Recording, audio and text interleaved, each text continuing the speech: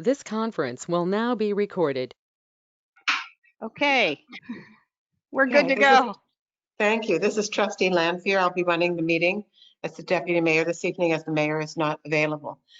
Dorothea, would you please open by reading the statement regarding online meetings? Okay, due to the COVID pandemic and the governor's orders, with the exception to the open meetings law, we're conducting this meeting by video conference. The Board of Trustees, if they choose during an item, will hear from the public. You can send me a note through the chat bubble. If you look to the top of your screen, you'll see where it has the number of people in attendance and you'll see a little bubble. Click on that and send me a note and we'll unmute you and let you join the meeting. Obviously, we have a public hearing. If there's comments or concerns you want read into the record, please, you can email me at village clerk or you can read it yourself. As I said, you can let me know through the little chat bubble. We will try to recognize you as quickly as we can. If there's any questions or concerns, please let me know at this time. Thank you, Dorothea.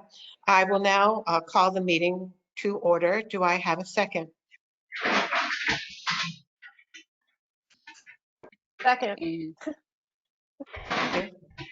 And Don't forget to identify yourselves for the record. Trustee Stetser seconded it. Trustee Lanfear, aye. oh, hold on.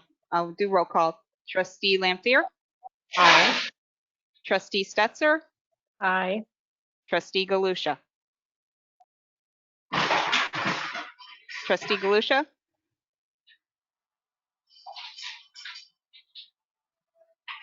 Frank, can you hear us?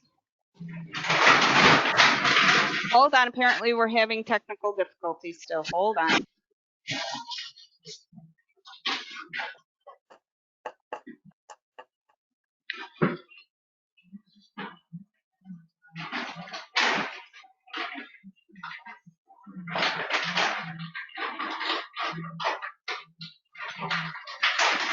I don't know why Frank's using a headset when you can use the audio in the laptop. He often will use the headset, I think, to help him hear a little better, Uh, but I'm not sure if that's the case right now. I think you have to notify or Select make it, the selection to be able to use the headset versus the audio through the, Yep. the laptop. Yeah, I don't know. Hopefully Dorothea will help him walk through that. He presses the little settings button up in the top. I don't know, Frank, if you can hear. Frank, can you hear? Nope, he cannot. And Dorothea's frozen again. Oi, Elsa.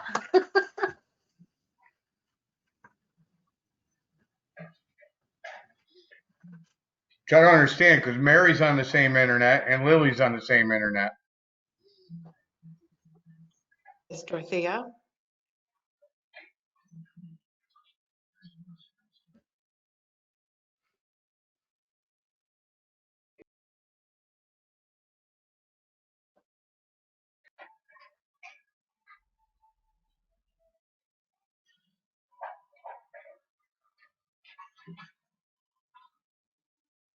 Gotta love technology. we've been pretty smooth thus far. I mean, last night was a doozy, but been going pretty smoothly.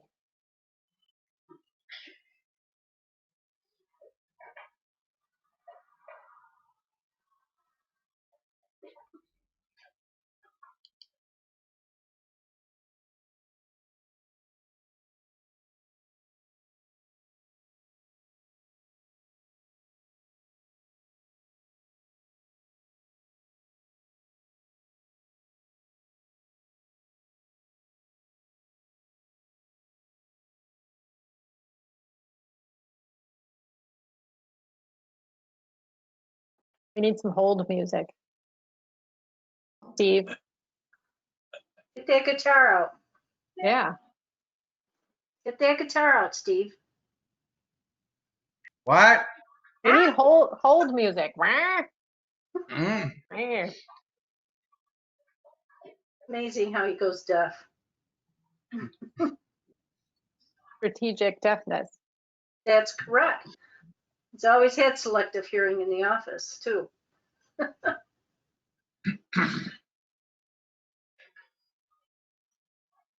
I don't know if Dorothea can hear me.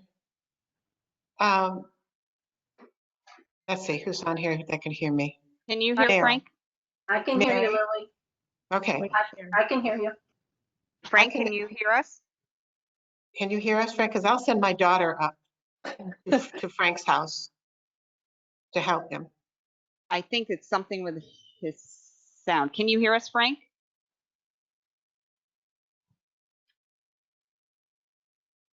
And you walk them through the settings and then the upper right to choose a different set of microphone or Yeah, let Headset. me. Yeah, I thought I did. Hold on. okay. Frank? Okay, do you see where the people button is? Can you go to that button?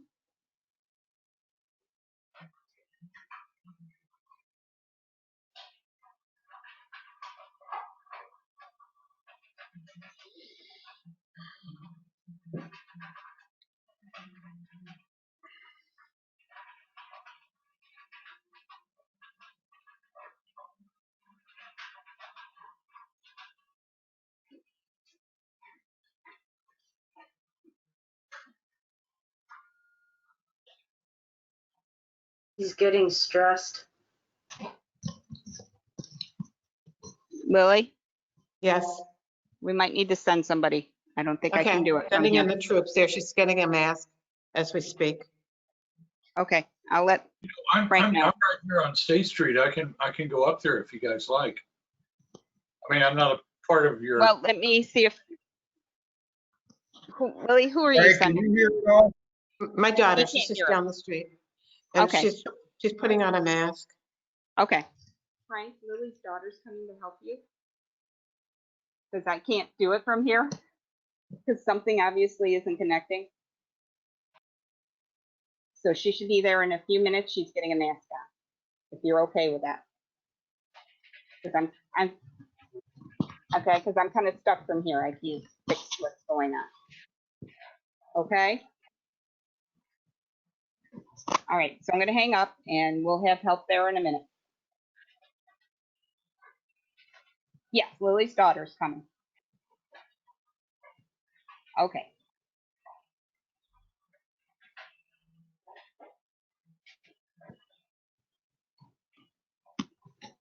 Okay, Lily, he knows your daughter's coming.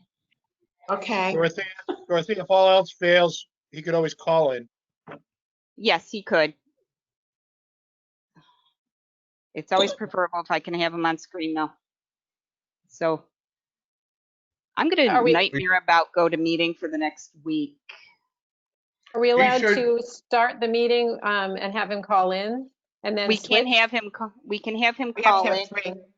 because we have to have the 3. We don't have a quorum right now. Right, no, that's We what I can said. always we have him start it call with in. him? Yeah, and Yeah, then we if he can get on screen, that way we don't delay any further. Correct. So at least we can get started on some of the, Yeah, I'm hoping we can Beginning fly through some of this.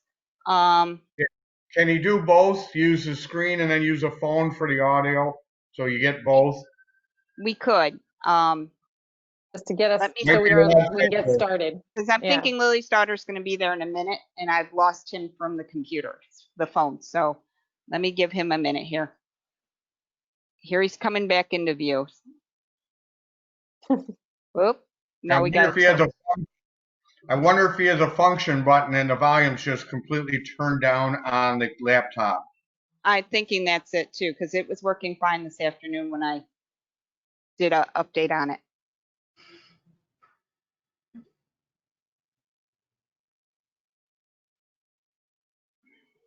I'm gonna call him real quick and see if he can call in.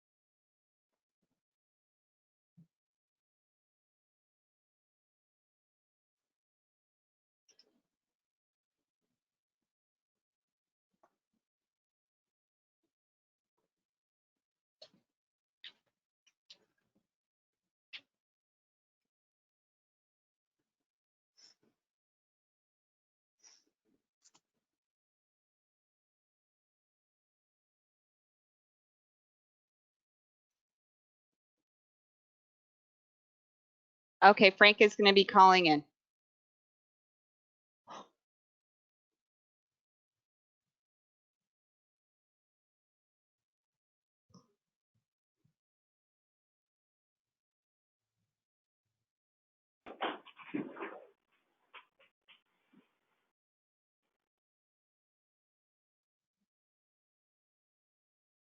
Frank, are you caller 3? Okay, I'm here. All right, yay, Frank. All right, we just Yeah. need your vote for the opening of the meeting. Okay, my vote is yes. Okay, motion passes. Woo! Only a half hour. We got it. It was tough. Who says local I'm government sorry, isn't everybody. exciting? It's just a challenge. We get there. Okay, Lily, we're ready to go. Thank you. Does any of the trustees have a conflict that they need to declare for this Trustee meeting? I have nothing to declare. Trustee Stetser. Galicia, I have nothing to declare. Stetser has nothing to declare. Lanfear, nothing. Okay. Okay. Building inspectors report.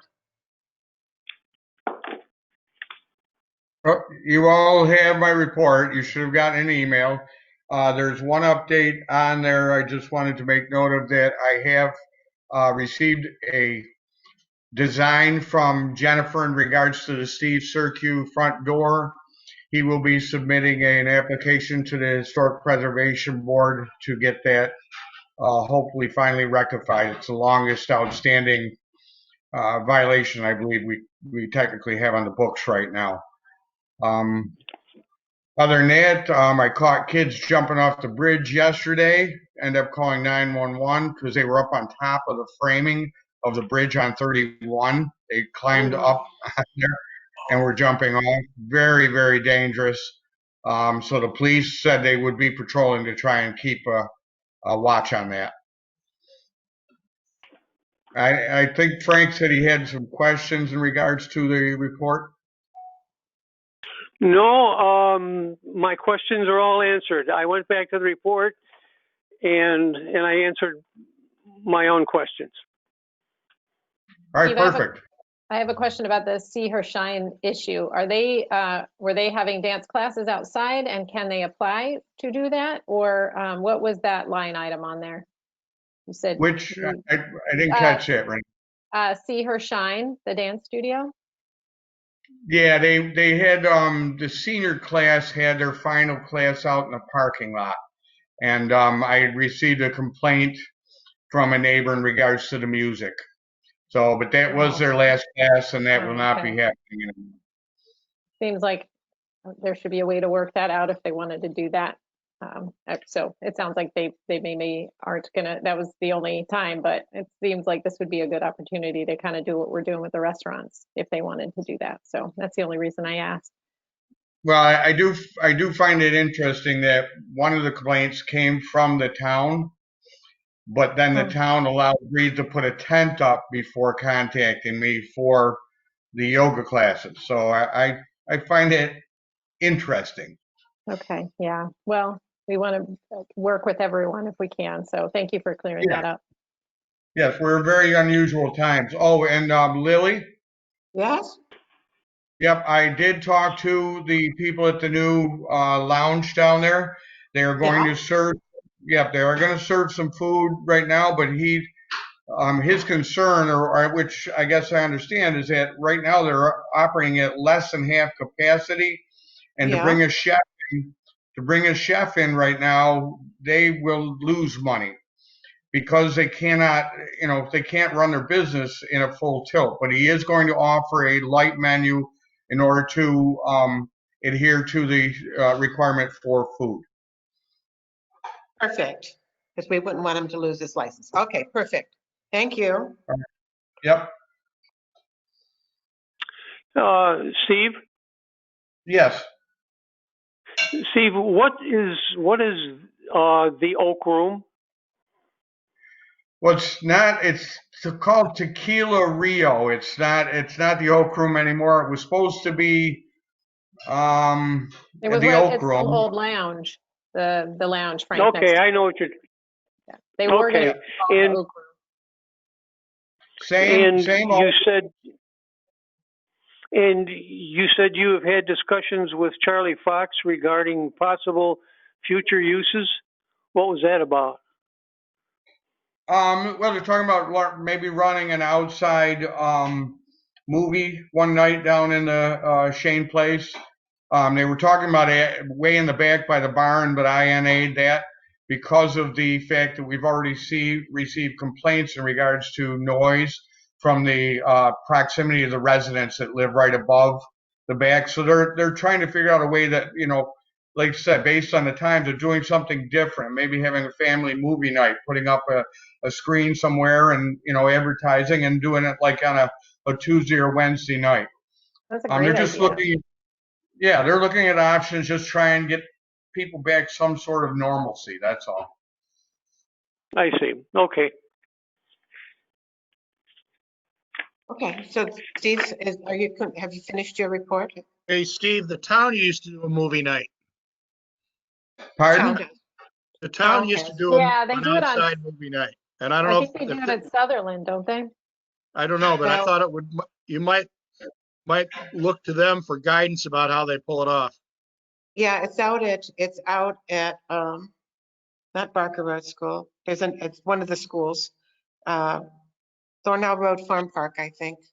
This where they year it have is? Yeah, they've had them previously at Sutherland, so yeah, that's a good. Yeah, I'll reach out. I'll reach out to them and see how they've accomplished it. Yeah, I think that that would be a good idea because there are still guidelines that we're still operating under regarding gathering of a certain number of people. So we want to be aware of that as well. Okay, Zach, are you ready with your report? Yes, I am. Perfect. I'll try to keep it as quick as possible, but a couple of things that should probably be discussed. The drainage out in front of the village hall. I was able to get in there with a camera and inspect. We own 412 feet of storm sewer pipe on North Main Street between the North Main Street Bridge crossing the canal and 31. All of it's going to have to be replaced eventually. And the DOT is going to be coming through, and I think 2022 to do a resurfacing project on 96 and 31. So I'm hoping to get the bulk of it done before they're coming through to do that. But there's a sinkhole that opened up in front of the driveway at the Village Hall, and it's imperative that we replace a few sections of storm sewer pipe immediately. I've got a quote for the replacement of 75 feet from the basin in front of the Village Hall going south to the next basin, 120 feet from the basin in front of the Village Hall going north to the next basin, and 30 feet from the basin in front of the Village Hall heading west through the driveway, so going up into the Village Hall driveway. I got a quote from Mason Trenching Company to dig up and replace those sections of pipe and backfill it with stone up to grade, and then we would have to come through afterward and repave it. So do the pavement restoration, and that is for $16,860. We also provided quotes for the replacements of the rest of the storm sewer pipes that have to be replaced in the area, but I'm hoping to be able to get that done next year. I also approximated the cost for Villager Construction, who is on the county contract bid to do this work, and start to finish completed up to grade with asphalt, it would be $62,810. So there's substantial savings with Mason Trenching Company, obviously, about 4 times is cheap as going off of the county contract.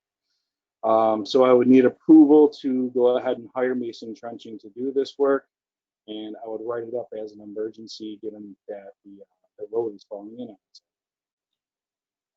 Have we used Mason Trenching before? It sounds familiar to me, as if we Yes, have used them.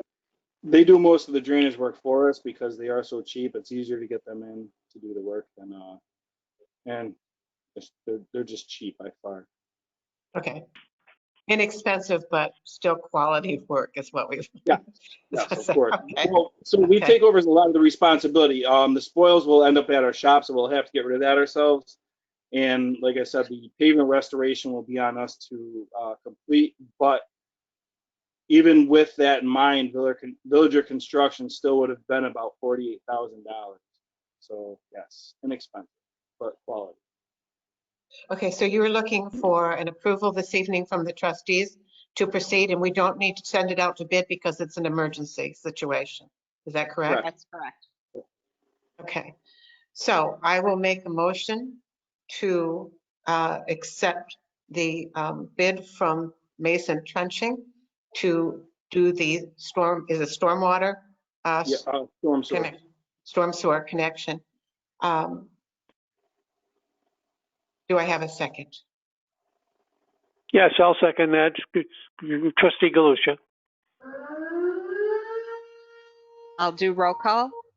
Trustee Stetser, Stetser, aye.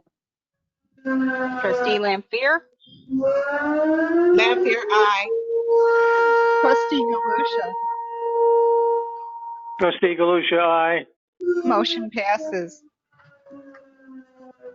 Hey, Zach, what do we do about workers' comp insurance and liability insurance on that?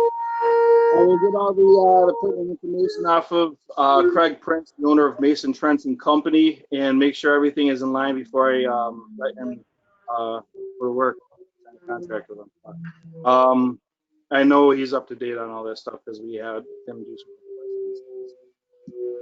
Okay. Okay, so you have more to your report, Zach? Yep. The canal path maintenance responsibilities. A few weeks ago, a woman was riding her bicycle on the canal path coming into the village from the east, and she hit a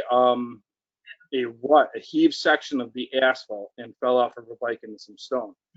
So I reported this to the Canal Corp, and the Canal Corp responded with the maintenance permit that we have with them. The maintenance permit states that it would be our responsibility to take care of any maintenance needs on the canal path from the North Main Street Bridge to the State Street Bridge. So I just want to make it clear that that is in fact how the permit reads with the amendment. So I sent it through with my my report, so everybody should have a copy of it. I don't know if you've read it yet.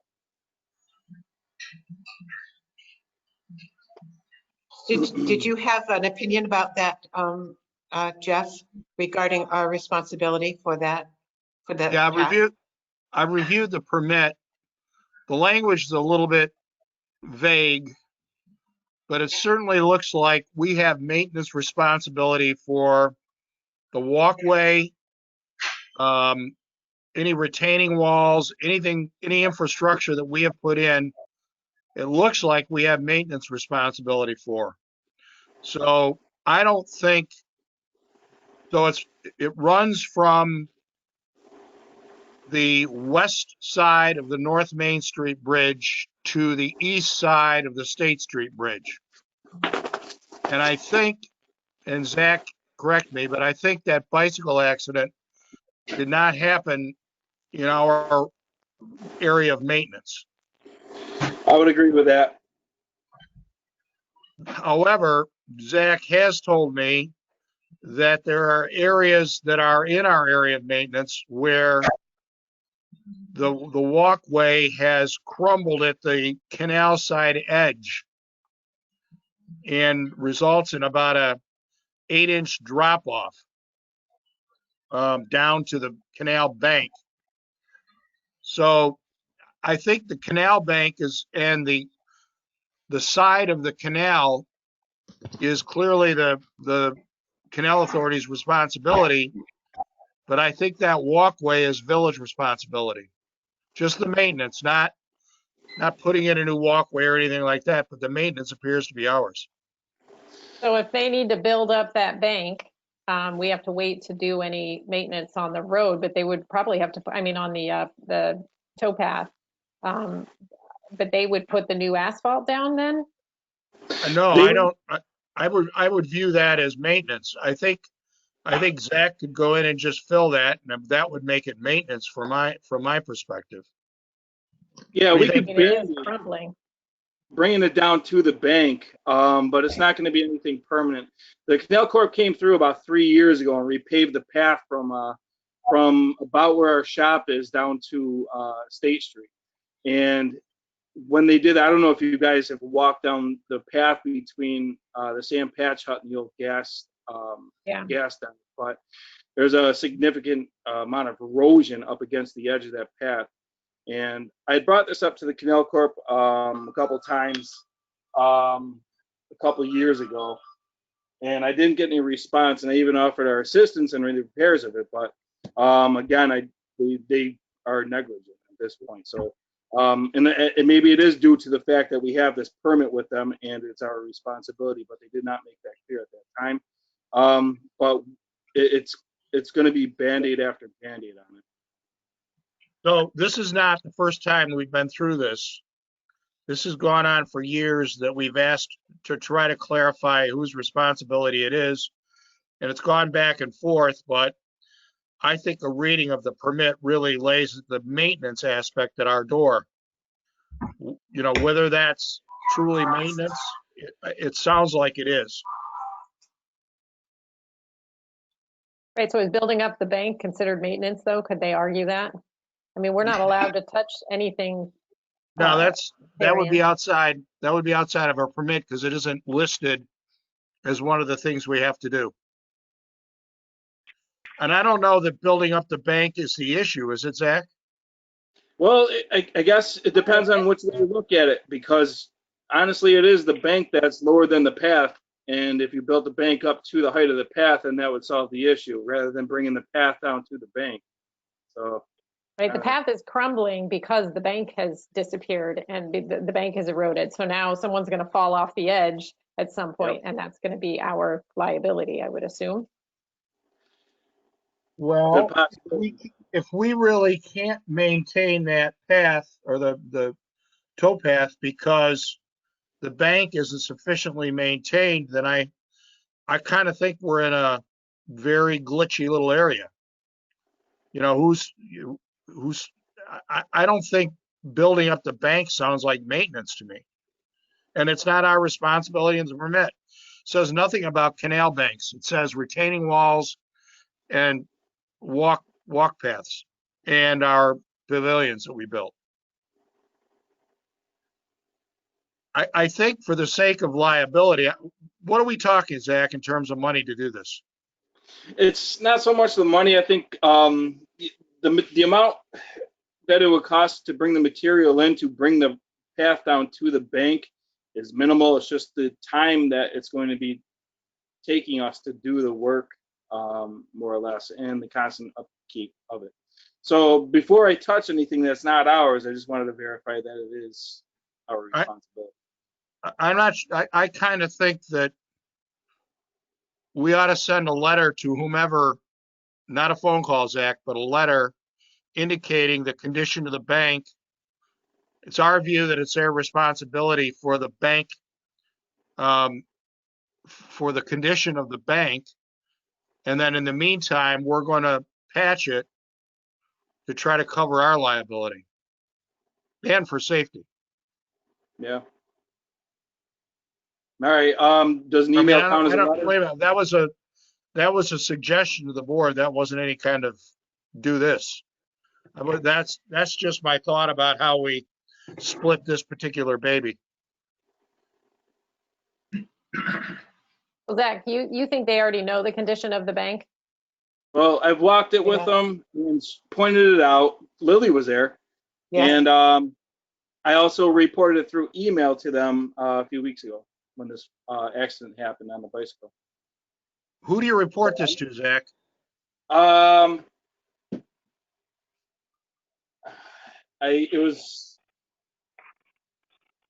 forgot the guy's name, but he is a representative of the Canal Corp. I can look for it. It'll take me a minute. No, I don't need to know the name. I just want. Is it What- Kevin? Yeah, no, it was definitely the Canal Corp that I reported it to, and then that's who responded with the maintenance permit.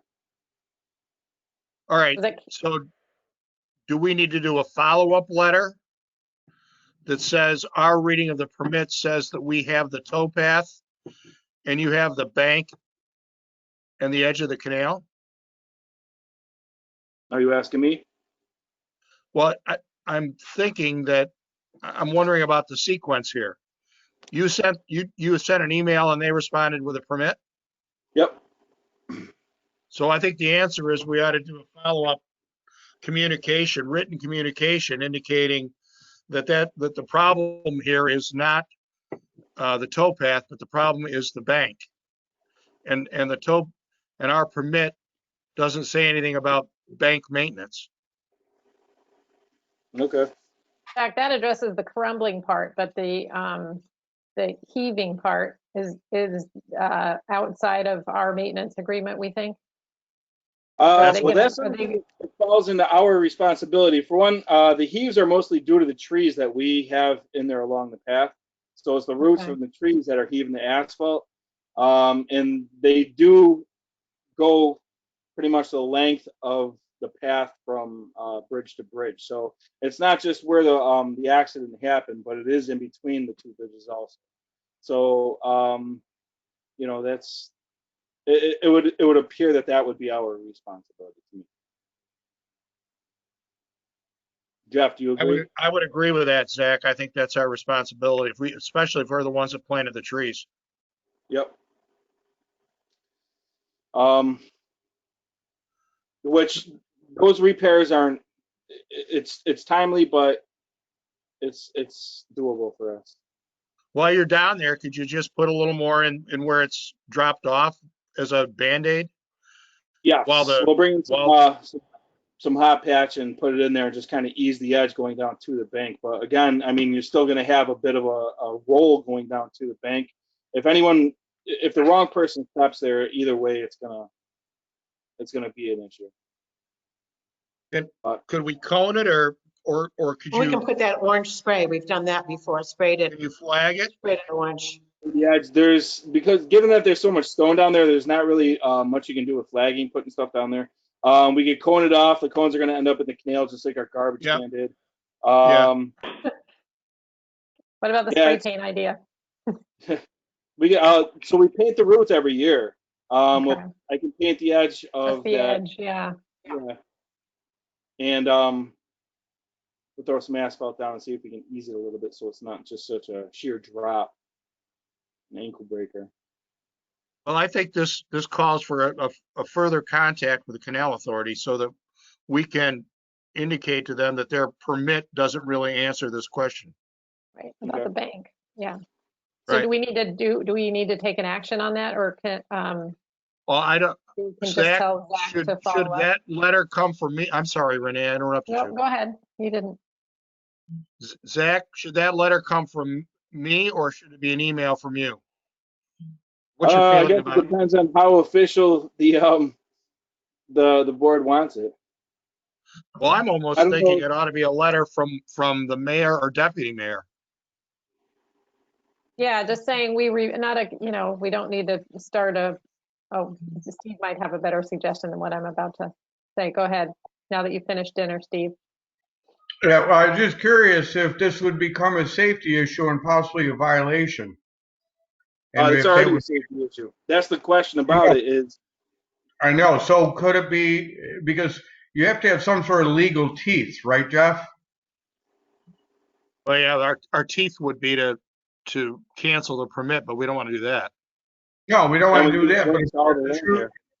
it is a safety issue, so couldn't a violation be? I mean, I know Renee said we don't want to start a bad path, but if it becomes a push come to shove, a violation is a start of an action that eventually would lead to court or lead to some sort of a legal decision on responsibility and getting it repaired. I feel They like we can need to, that should do I that think last. I think would it's do that missing last in one. the middle. I'm not certain. I'm sorry, Renee, go ahead. No, that's all right. We're all talking at the same time. We keep fitting and starting. Yeah, go I was ahead. just gonna go with what Jeff was saying earlier was Zach reached out to them in response. They gave the agreement, the contract, So now the natural next step in this conversation is to say, we've reviewed this, thank you very much. And here we still have some concerns and we can't tell.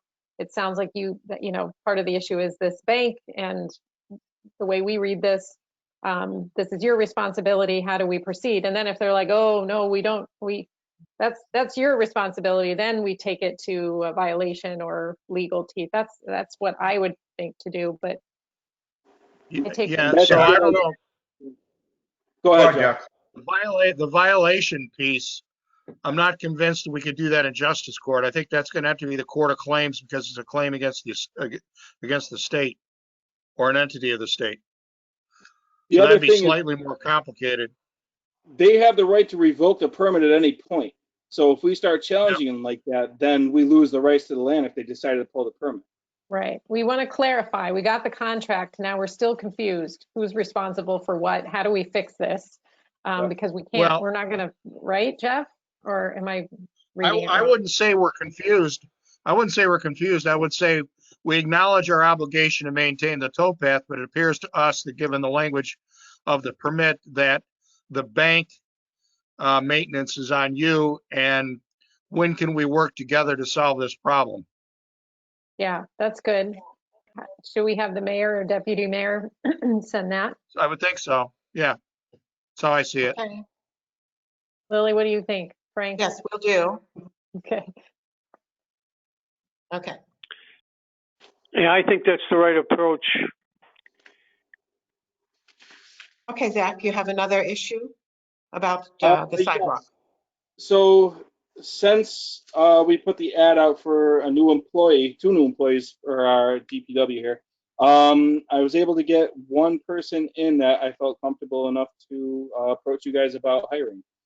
His name is Taylor Sipple, and he's a younger guy with a strong back, and looks like he's ready to work. So he texts me daily to find out the status of it, and he really wants to come to work for us.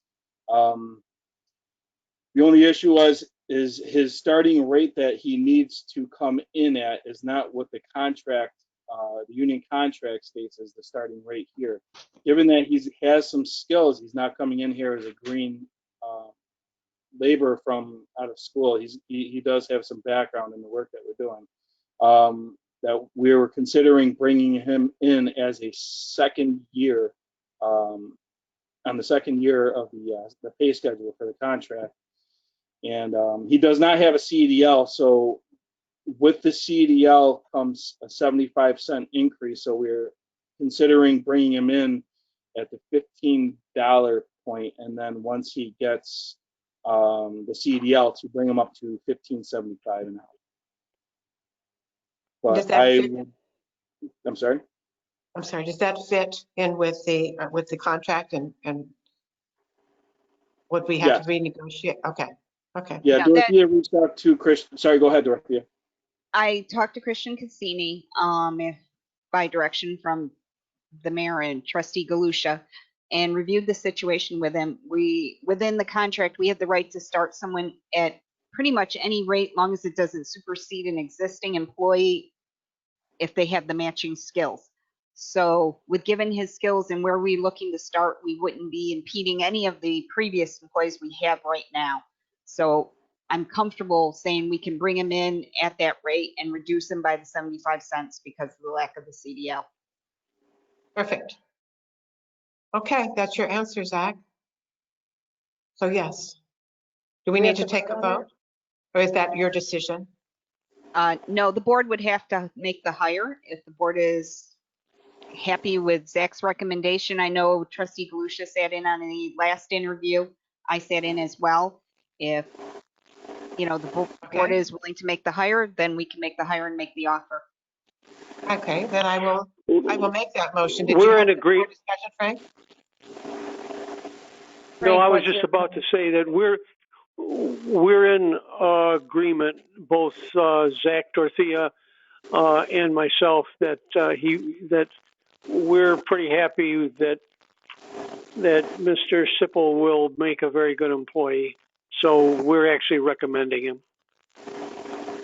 Frank, you would like to make the motion then? I can make the motion that that the board approve the hiring of Taylor Sipple as a DPW employee at the rate of $15 per hour to be increased to $15.75 per hour when he is successful in getting his CDL. And that's my motion. I'll second that. Stetser, seconded. Roll call vote? Trustee Stetser, Stetser, aye. trustee Lampier, Lampier, aye. trustee Galusha. Trustee Galusha, aye. Thank you, guys. Motion passes. Zach, you're going to Zach, reach out to Mr. oh. Sipple? Yeah, when will he start?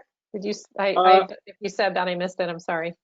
No, I have to reach out to him. I still have to run the starting salary that we're offering to him by him. So You're if making he an accepts- offer. Yes. Okay, So if he accepts it, I'm hoping Monday. great. Thank you. Yeah. Thank you very much. I've just got a few more things, and it's hopefully be done very quick. That's all right. Okay. You have more to your report? Yes. The tool cap broke down a couple weeks ago. We had to send it out for repairs. It started off as a burst hydraulic line, and then while they were in it, they found that the other one looked like it was suspect for failure. So we had them replace it at the same time because they are already into the engine. And then they found that the hydraulic tank was cracked. So one thing led to another, and the repair is going to cost roughly $2,200, and we should have the machine back later this week. We are currently borrowing the town sewer department RTV so we can use it for watering the flowers. We put the water tank in the back of that, and we're using that to water the flowers. So I just wanted to give you a heads up on that.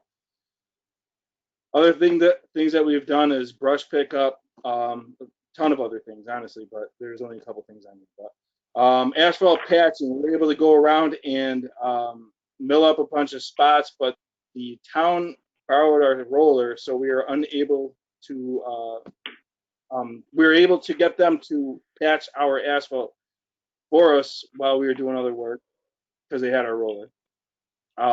Trim trees, water flowers, and Eastern Roofing finally came through and put in the new copper downspouts. And I'd started this back in, I think, February or January. And I'd asked him about snow clips for the roof, which would help with the snow falling off of the roof over the doors at the Village Hall. And I was able to get a loose quote from him for 2 different styles of clips for the roof. One is just a clip, and he said that because the roof panels are so wide that those clips, they may not be as effective as it should be to hold the snow back, but it's cheap. It'd be about $900 to put these clips on the roof above both doors. Or there's a clip and rail system, which would be much more effective in holding the snow back. But to cover both doors, it'd be about $3,500. So I don't know if that's something you wanted to consider. I talked to Bob about it. I think he said that he was all for the rails, but just wanted to get your opinions on it. I would chime in here because this is a constant problem at the Village Hall. There's times where we call it an avalanche. If you come by the front, I'd hate to be a citizen coming into the hall because they would get hurt. It comes down and our whole front steps are covered with ice and snow, and then it creates a tripping hazard. We have to contact the DPW to come up and take care of all these maintenance issues. And we get it by the back side door as well. Not as much there, I would say, as the front. The front is a big safety concern for us. Yeah, and it's fallen like 20 feet. If it lands on someone's head, it's going to hurt. I'm surprised this hasn't been done, 20 years ago, 30 years ago. Zach, one question. At the back entryway, we have a heated sidewalk situation back there. I think it extends to the door. Would it be a reasonable compromise to say that we could do the clips above the back door and to do the larger rail over the front door that is more used by the public? That would be a Seems to be compromise, more- but it's still not going to stop the snow from falling off of the roof, and we're just trying to avoid a possible injury mostly. Okay, so the back door is just as much an issue as the front. Is that what you're saying? It does fall off there, not quite as often because the front door gets more sun, but Right. yeah, the Okay, side door, that's it what I does thought. happen. Yeah. Okay, may we table this and discuss it at our next meeting when the Yeah, we mayor have is present? time to figure this one out. Okay, that would be great. And that concludes my report. May I ask you two questions, please? Of course. One is regarding the sidewalk in front of St. Louis Church, where we have an issue with drainage and deterioration of the sidewalk. There's a meeting scheduled to discuss that. Is that correct? Yeah, I caught one of that today. I think we're supposed to be meeting in front of there on Thursday morning. Additionally, there is a meeting Thursday morning at 11:45 with Sally Schrecker, who's the maintenance person for St. Louis Church, Scott Harder, myself, and Bob Corby. super. So as an extension to that, and I have spoken with the mayor about it and also with the State Street residents about an extension to the existing sidewalk on State Street where it stops presently, I think at Durham Way. It does not extend to the village line. So we're wondering if we might get an estimate as to how much it would cost to continue the sidewalk to the village line. And I know it would involve Scott Harder to take a look at the drainage and so forth there and see what is involved. Is it possible for you to include that on during your meeting on Thursday, since Scott will be present? Yeah, actually, I can go off the county contract to get an idea what it would cost for a company to come through and pour that sidewalk. I don't think there'd be too many drainage issues on it. Just as long as, I don't know if we would need an easement going through anybody's properties on that side of the road. But it's a pretty straightforward job to run the sidewalk to the property line. I was wondering if you might give the board an estimate at the next meeting as to how much that would cost the village to bring that sidewalk to the village line. I can do that, and I'll talk to Scott about it also, just to get his opinions. Thank That would be you. great. Thanks, Lily. We talked about that at the meeting with DOT about things we could do, the mayor and I, on, I think that was Thursday. Thursday as well. And we were wondering if they might be throwing it in as part of their 2020 work when they do the, or 2022 repaving, resurfacing, because they are going to be redoing the curbs, I believe. But no, that'll be on us. So yes, it will. yeah. So, but they won't, you know, we asked for a couple things to help some design things, and it will help to have the sidewalk there in order to convince them also that sidewalk extensions identified in the comp plan and also the ATP. So if we have the money, we'd love to get that done. Yes, so that's on the list of priorities because it makes a natural place to put a crosswalk also, which is part of the traffic. Yeah. Okay. Awesome. Thanks, Lily. Sure. And Zach. Now, yes. You're welcome. I might make a request. Now, I don't know if you have, as far as changing the agenda slightly, I don't know if you have anything for us, Jeff, if you would like to make your report as well.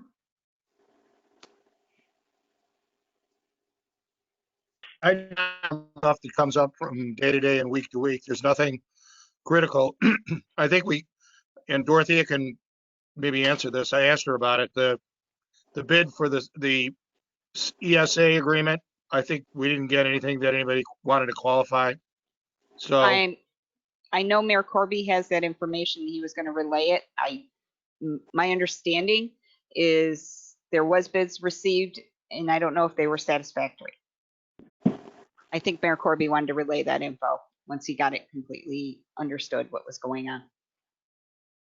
But other than that, I don't have anything major to discuss. Okay, well, I'm going to beg the clerk's indulgence here slightly and the treasurer's slightly as well to begin discussion about the non-municipal use permit and jumping ahead a little bit in the agenda for Breathe Yoga. So might we have that discussion? Is anyone here to speak for Breathe Yoga? The applicant had indicated Bob was going to be here to speak for Breathe Yoga, but I'm aware of the application. I've spoken to her. As it was included in your packet, she included her insurance. They're putting up the tent in the parking area. The town of Pittsford, as indicated by Steve, is okay with the tent going up. So we're just looking for the board's approval and the waiver of the 45-day notice. Okay. Do any board members have anything that they wish to ask or discuss regarding the non-municipal use permit application from Breathe Yoga? No? I do Okay. not. In that case, I will make a motion that the board waive the 45-day requirement for special Lily, non-municipal. can I Go interrupt ahead. for a minute? Okay. Sure. Lily, Yes. Steve, are you going to be looking at that tent to make sure it's going up the right way? Yes, I've spoken with Cindy in regards to it, and I will be making them get a permit for it and inspecting it. And I want to make sure they have some sort of control to keep, because the big concern in there is that parking lot and the fact that there are cars still in the parking lot. And I want to ensure that they have something to protect that tent and the people from cars in case, you know what I mean? Just to make sure that it's safe. Because that was the big concern over the dancers in the parking lot, because apparently somebody had been hit in that parking lot years ago, from what I've been told. Yes, that's true. So I think the temporary permit ought to indicate that you're giving the CEO the authority to, impose regulations in terms of noise, traffic control, and tent installation. Okay. Steve, can you think of anything can add else? that. This is a non-municipal use permit, though. This is not a temporary use permit. No, I know, right. It's a non-municipal use permit, but you ought to Okay, 'cause give you him said the temporary. authority to regulate those kind of safety concerns. Okay. We will add those. All right, so I will start over again. The first step is to make a motion to waive the 45-day requirement. Do I have a second to that motion? I'll second that. Trustee Galusha. Okay, call roll vote. call. Trustee Stetser, That's our eye. Trustee Lampier, Lampier, aye. Trustee Galusha. Trustee Galusha, aye. Motion passes. Thank you.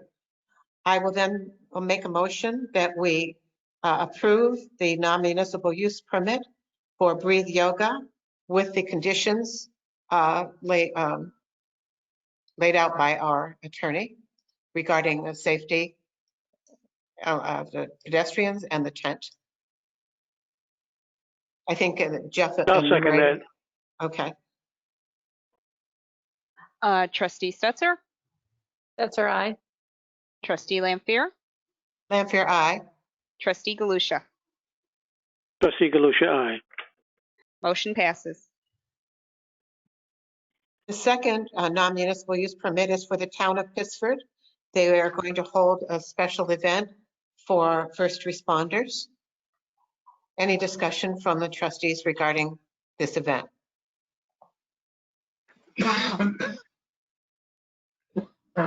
No? Dorothea, do you have more information from the town regarding their plans? Just the information dogs. that Bob forwarded to me. He, again, probably was going to make this recommendation. It's going to happen on July 23rd between 5 and 7. It'll be in front of the town hall. I guess Charlie Holiday, our hot dog guy outside, is going to do the cooking, and the hot dogs were donated, and they're honoring all the first responders. Okay, if there's no further discussion, does it also require the 45-day? I can't count very well. Yes, it does. Yes, it will. I make a motion that we waive the 45-day requirement for non-municipal use permits for the special event for first responders held by the town of Pittsford on July 23rd. Do I have a second? Stetser will second. Okay, Sorry, trustee Stetser. We'll do roll call. Trustee Stetser. Oh, we're roll calling now. Aye. That was quick with just Trustee 3 of us. Lampier. Lanfear, aye. Trustee Galusha. Trustee Galusha, aye. Motion passes. It's much faster with just 3. Thank you. We now have a special use permit application for a salon on South Main Street. Is there an applicant here to speak to that? Hi, Lindsay. Okay. Would you like to speak to the board about your plans? Oh, Steve, you have a question first? Yeah, I'm just curious, did you just make a motion just to waive the 45 or did you do both? I They did both. They did both. Okay. All right. Sorry. I hope. That No, was the you did intent. both. You're okay. You're all right. Okay. You're Thanks. good. Okay. Okay. So Lindsay is going to talk to us about her salon, her plans for her salon on South Main Street. Are you in a public place that you have to wear your mask? Okay. Because I want to be able to hear you. Are they unmuted? No, they are unmuted. I just can't hear them. Do you have your volume? Oh God, here we go. If you can't get it, we might need you to call in. Do you see the little flowery thing, the little gear? Click on that and it'll give you some different options to, it should bring your speaker and then there's like a choice for a microphone and a choice for speaker. Do you see that on there? I don't know what kind of computer you're using, but. Damn it. No, it's not working. You've chosen the wrong one. I don't know. Choose a different one. Be careful, they'll end up with cat face. Right. Kitten. Yeah, Steve was a kitten accidentally. Yeah. Don't even know. In the meantime, Justin Valistra had a question. Is this on municipal property? So I'm wondering which. That's what I just asked him. Okay. Which one? The town event? The yoga. The yoga, Oh, the yoga. parking lot is a shared between the I see. town and village. Yes, and the town did send a letter that said that they had no problem with that. I don't know if it's, oh, I guess it would be. We pay them rent. I don't know if it's considered municipal No, though. There's a lease, so it's controlled by the municipalities. I It's understand municipal, the concern. I understand the concern because you are conducting your business on municipally owned property. Controlled that's property. probably, yes. Controlled. Okay, so is there a difference? No, since it's a municipal property, the non-municipal use permit is correct because they're not using it for municipal purposes. The municipal purpose of that lot is for the 2 municipalities to allow the public to use it for parking. They want to use it for private purposes. So Right. we're allowing them to use a public lot or public property for private uses.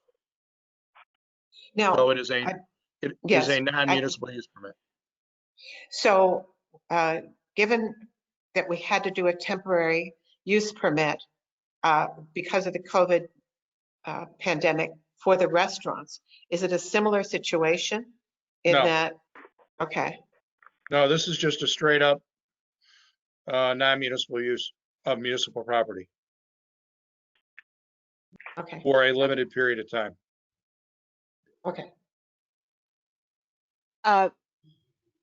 Were you able to get your sound or speak voice? I think they called in. You're calling in? Um, Oh, there you are. Oh, wait, Can you hear Okay. me? Yeah, we can hear you now.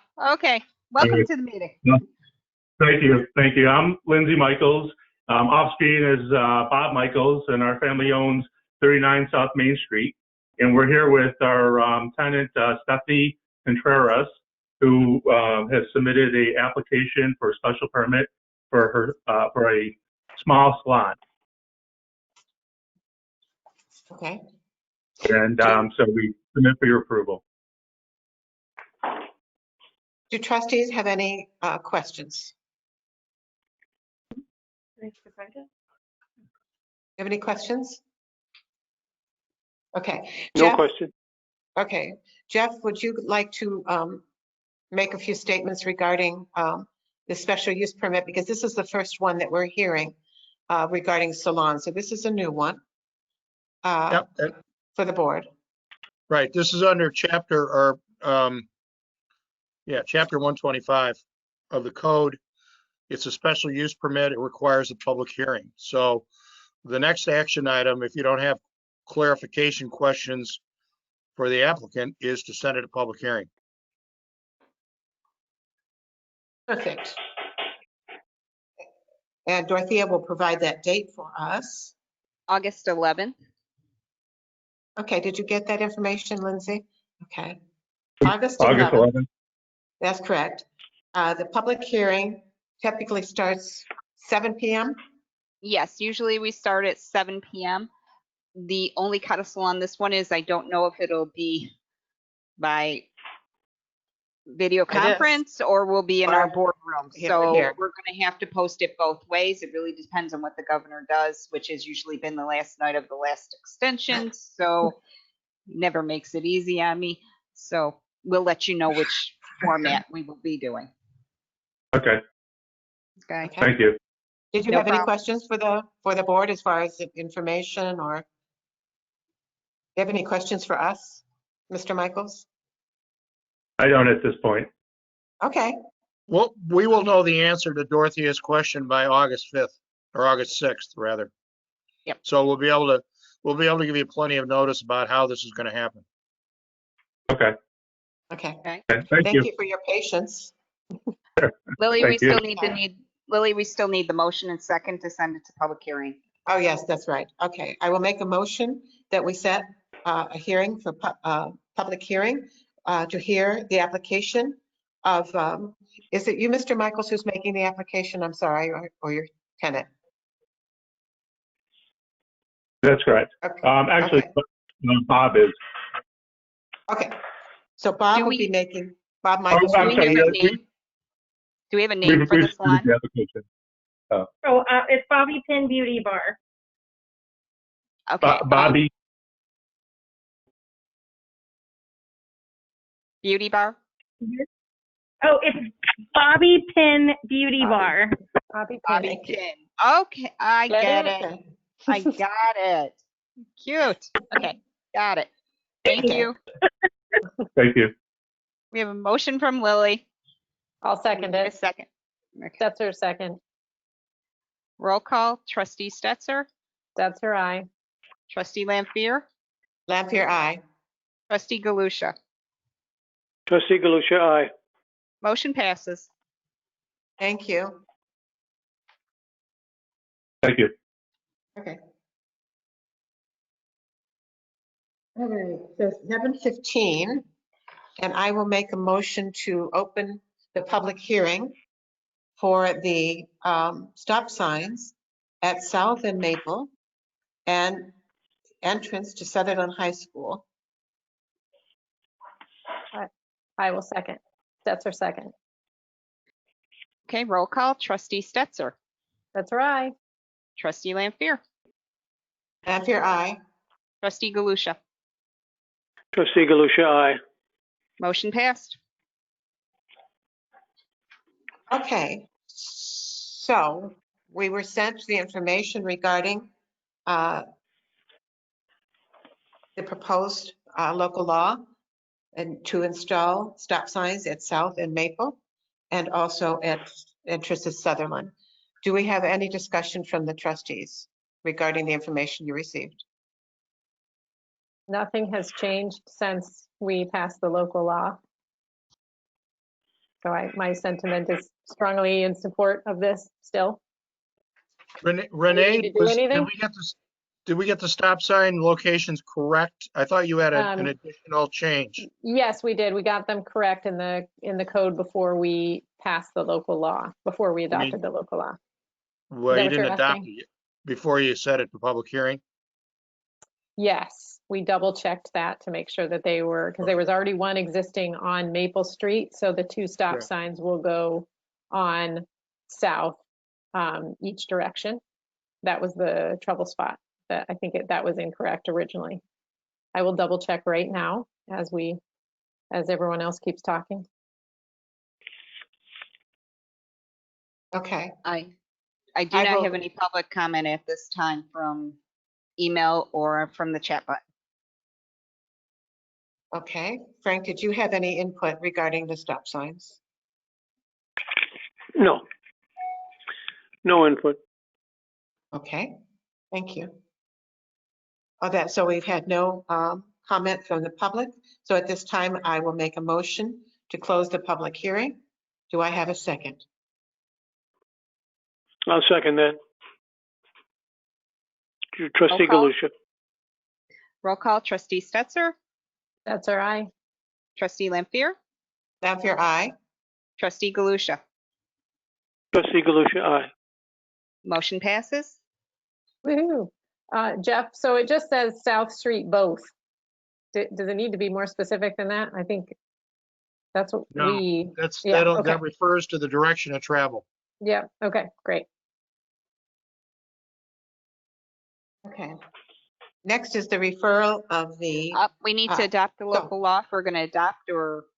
oh, I thought we did that at the Wait, last didn't we meeting. just do You that? just opened and closed the public hearing. Now you need to adopt it. You sent it to public hearing the first time. Now you And want it to has adopt to it. age.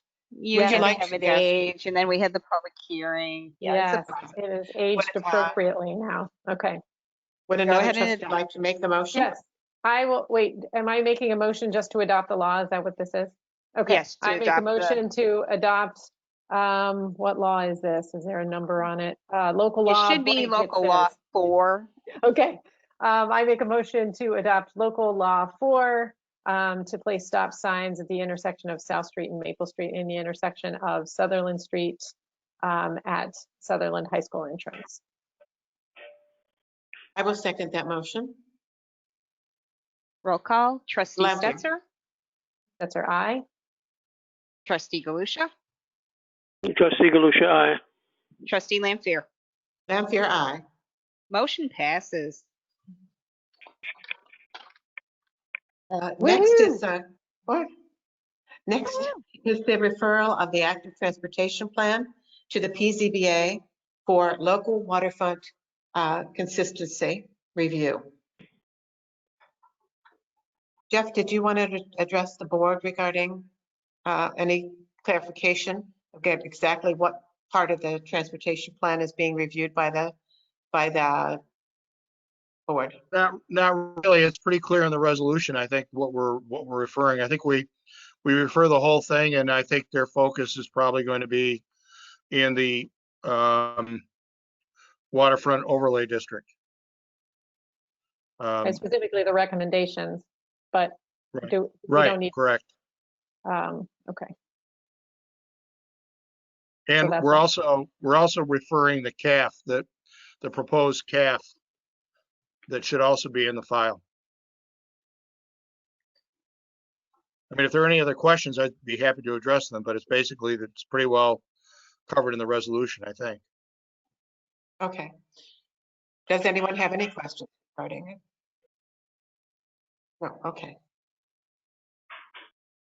Well, then I will make a motion that we refer that portion of the active transportation plan to the PZBA. Lily, We need Lily, to I think adopt we the just, resolution.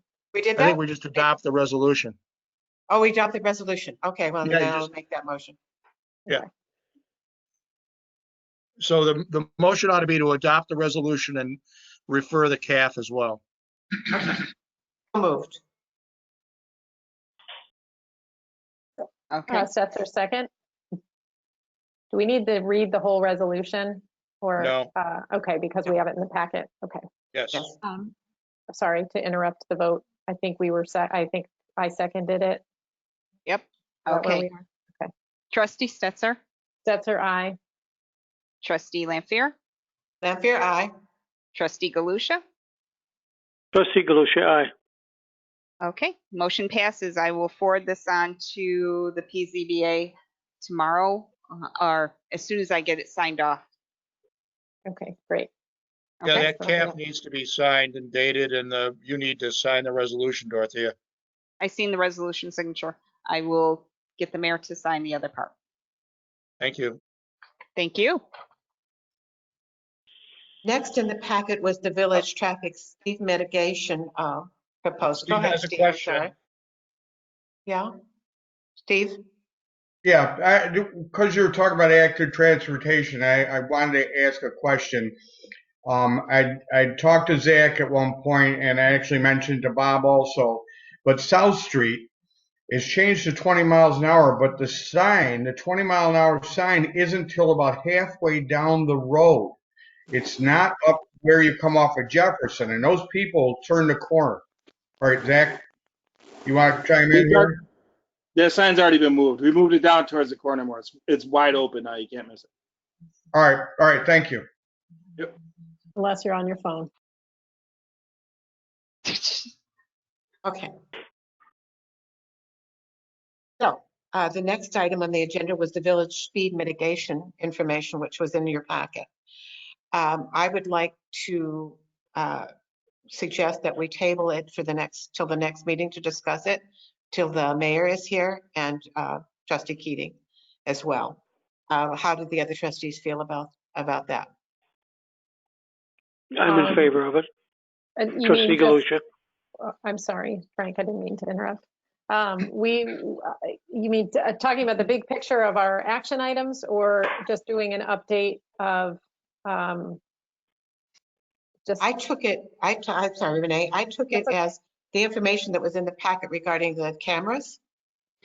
Oh, the Correct. cameras. I'm sorry. I thought you meant the item just in general, or standing item about speed mitigation. The cameras, yes, we should absolutely wait. Bob did talk to SRF, and he also talked to, I think he's talking to NICOM as well, and we brought it up with NISDOT at our meeting last week. So yes, he will want, I'm sorry, you're talking about. That's all right. No, that's the way I took that. Okay.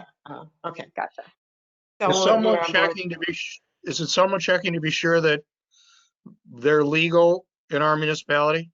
Yes, I think that's what Bob is going to discuss. Checking. Yeah. And I'm assuming he's going to be talking to you, Jeff, too. Okay. About that. Okay. The State Street Bridge closing, is there any more information regarding I think that, or is that's it just just the same? I think that's just a standing item that we have on there, and nothing has changed. But we just, as we ramp up, we're going to want to keep it on there, I believe, unless Bob had something else in mind. Maybe Nope, Zach that can- was That was it? her standing Or- item on the okay. agenda. Yeah, we haven't had any. When we met with NISDOT, it was about State Street, and then also just the resurfacing, but not about the rehabilitation. Okay. Oh, they did Justin say. had a question. Oh, they did say that. Oh crap! I lost my train of thought because I just saw Justin's comment on the chat. So Yeah, never that's what I mind. was just about to say. Okay. Yes, Then it's Justin, I gone. think we will leave the information here at Village Hall that was sent to us from the company, and it gives the whole presentation regarding what it is and some of the downside of it, as well as the plus side. And the packet will be here at Village Hall, and then you can pick it up at any time and have Actually, all the information. I not can to leave interrupt. mine. Not to Sure. interrupt, it's actually up on the website. It's in Oh, it the is. packet It's on up the there. website. Okay. Perfect. I Second. remembered what I was going to say about that NISDOT, Okay. just that corridor, since we have that standing item about the State Street Bridge rehabilitation on there. At our meeting, they mentioned that they will have the proposed, they, as part of the package of those public input sessions last year, they discussed tackling some of the pedestrian trouble spots. And they're going to let us know what the final areas are soon. So I don't know if Dorothea has received anything yet, but nope. Okay, great. That's all I know. They didn't give me any hints. Okay. The next item is the replacement of the Remembrance Park plaque. I don't know whether it was stolen. Do you know, Zach, or if it's missing totally, or whether it just needs to be refurbished? Do you know? We did search the tracks and the surrounding brush. We couldn't find it, so I'm not sure where it went. Could have been. Okay. So let us have that replaced. Let us have that Yes. replaced, please. Okay. I have to find the wording of what it said. We must Apparently, have it somewhere. Sophie was digging around today. She said she couldn't find it, but she's going to continue on. And see Oh, okay. Because I think John Kafari is the one that did it the last time. He's the one that had it made the last time. So maybe he remembers, or maybe he knows where to find it. Maybe. Okay. Okay? All right. The next item, and I'm sorry, I am skipping ahead a little bit, Dorothy, again. I just wanted to say, because Bob isn't here, he had planned to do a resolution regarding the DPW property, but I believe we will wait again until he is present for that resolution. Okay, Okay. so we'll table that till next time. We'll table that, as well as the LED light pole conversion, because that also, oh, but do you want to take my place? But then, Just in case you have. what do you want to do? I would have to put a mask on. Hold on. Are you coming over here? What are you gonna do?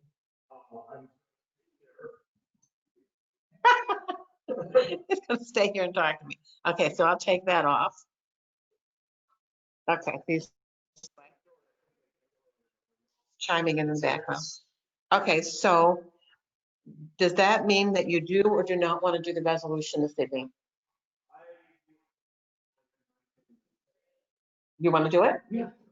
Okay. All right, so Mayor Corby has entered the meeting, and he has a resolution that he would like to propose to the trustees. Can he be heard? No. No, we can't hear him.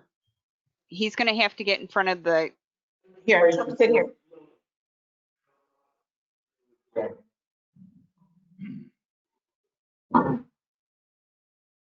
Traditionally, all of the land along the canal in the village was zoned industrial. Beginning in 1993, when I was first elected, we began looking at land use to make it more compatible with the recreational appreciation of the canal, to protect the viewshed of the canal, and reduce trip generation from the commercial industrial uses that existed at the time. In the 2004 comprehensive plan, the area, the land use was switched from, originally it was industrial, then it went to a warehouse office zoning, then it went to high density residential. And after surveying the entire population in the current comprehensive plan, the determination was made by the Citizen Comprehensive Plan Committee that the best and highest value for the 12 acres that are not part of the garage on the DPW property is to make it permanently as a park. And lastly, with the creation of the Erie Canal Preserve next door, for a I'm gonna think of the name, for a wetland to be successful and support the full community of native plants and animals, it needs a 500-foot wooded barrier around the wetland. And that's exactly what I hope will be the future Village Arboretum provides.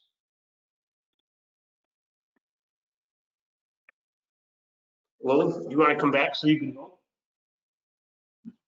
Bob, I have a quick question about you said, I'm looking at the community enhancement strategy map in the comprehensive plan. And you said it's the land around DPW, but not the land under not the building itself, is what you're proposing?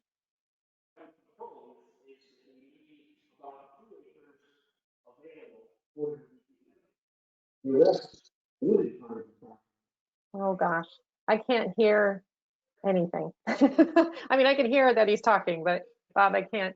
The speaker right now. That's okay. I'll sit here. That's better. I can hear. Okay. I'm sorry for my late arrival. There was one other thing that. So did you hear my question or do you want me to repeat it? Please repeat it. Okay, so I'm looking at the community enhancement strategy map in the latest comprehensive plan, where it designates the green space there. And it doesn't look like the building itself is in that designated area, but I can't totally tell. And so are you proposing that, you said the land around DPW, but then the building itself, should it ever be used for something else, would that, what happens to the building? It could be incorporated into the park. One of the things that the comprehensive plan committee discussed was, I guess I don't need the mascot, Lily's not here, is to turn that into a picnic shelter. Because so would this preclude, if the DPW needs to expand, which we've talked about before, them needing some more room or upgrading their building, would this preclude them from doing that? So they can do that. Designated at Parkland will still allow them to do that? I'm proposing that we leave the DPW 2 acres. Okay. Lots of beeping going on. The total property is 12.5 acres. The whole property is solving something. Crap, I couldn't hear you. I had a couple other fact points, Renee. Because the property was used as a brush dump between the early 1950s, and I think they closed it around sometime before 1980. All of it is fill, and fill settles over hundreds of years, so it isn't really compatible with development unless you excavated everything that's been dumped on the property over the years. The other piece of it, 2 other pieces. One is increasing appreciation, especially in this COVID-19 era, that public recreational space is one of the most important tools, not only in building a healthy lifestyle, but also supporting a healthy downtown. And our own residents did the village-wide survey in 2018. I think it was almost 80% of village residents wanted to see that remain as green space.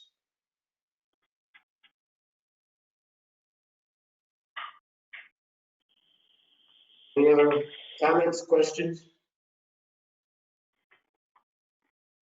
Yeah, my only concern was what would happen to DPW if we needed them to have more space or another storage facility if we designate this as green space. So I think we're leaving them plenty of space, Renee.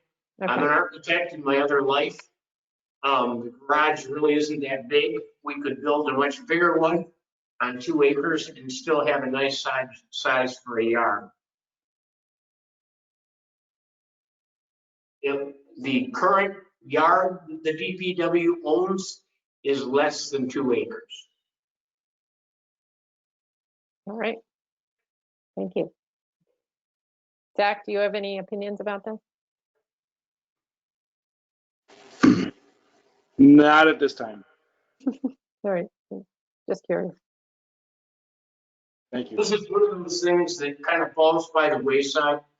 So often comprehensive plans are put together, citizens spend hundreds of hours working on them, and then they go on a shelf. So I think what we've been very good about is implementing what was recommended in our comprehensive plan. We did the zoning code update. I think the feature of the village having such a large swath of green space right in the walkable core is really a unique asset and something we should be very proud of.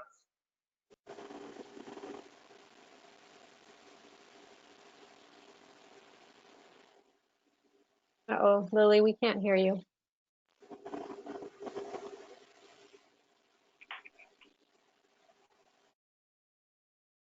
Okay, we seem to have lost sound up there. I'm not sure what's going on.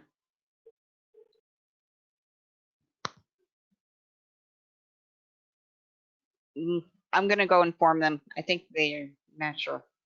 Hold I on. think they can hear us, but Lily, wave your hand if you can hear us.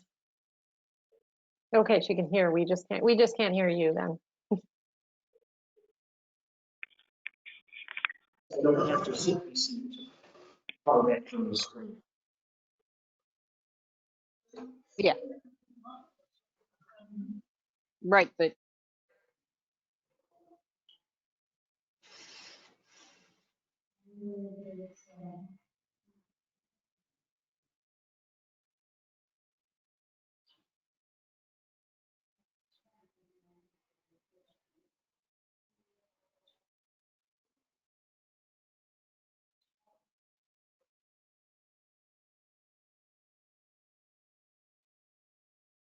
okay, we're gonna let Mary jump on my computer while I figure out what's going on upstairs real quick because she has comments.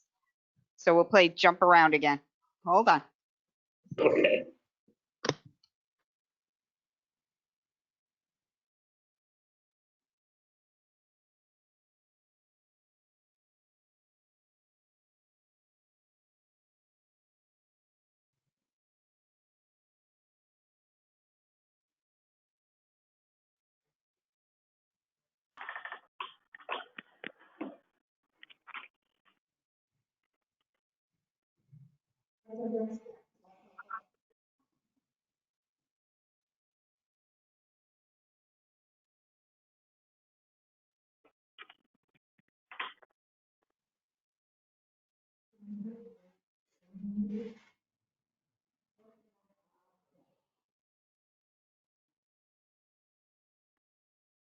Do this. What is our next step? With the DPW property, I think our next step would be to, if you agree, we pass a resolution. Then in the future, when we can once again access New York State grant funds, we should probably hire a consultant and come up with a general long-term plan for the property.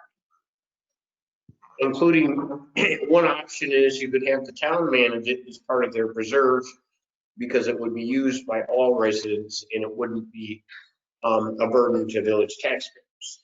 Or we may want to retain it and make it an arboretum. But I think we should probably at some point do an area study to figure out the best way to fully utilize its assets. Margot Fast and I walked through the new town trail on Sunday, and I was just very impressed. It's a beautiful trail. And the route that it takes, it goes through wetlands, upland forests, clearings. It's really quite nice. Bob, don't we have to be sure that the zoning matches up with that? Because I just took a quick look. It's zoned open space. I think we would want to do something to make sure that it's zoned correctly. I think that I'm positive, Jeff, that the zoning does match because the comprehensive plan committee asked us to rezone it from high density residential to open space. So we own the property, right? So We own it. So I think there's some uses in open space that we wouldn't want to see there, but it's our property, we wouldn't do it. It's our property, so it's not a worry. I think Right. the big thing here is that we went from having this zoned to be warehouses with tractor trailers to now becoming a nature preserve. That's a huge amount of progress over the last 27 years.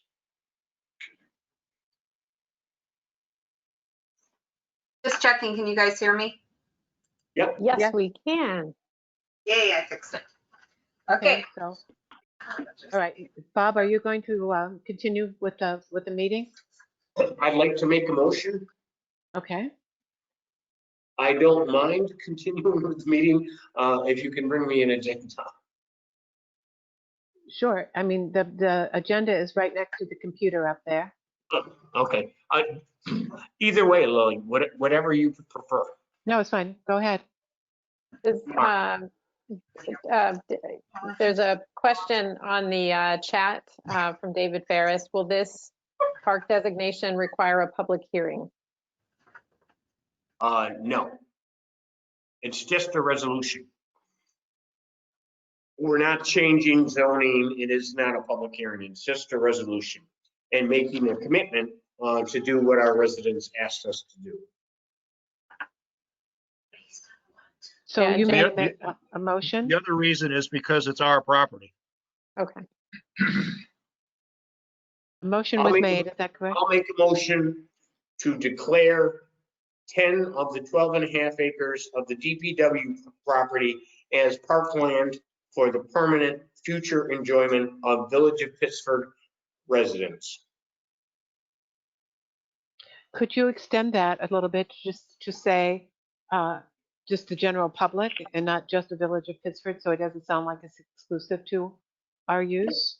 Good point, Lily. Good point. Okay, so that change has been registered?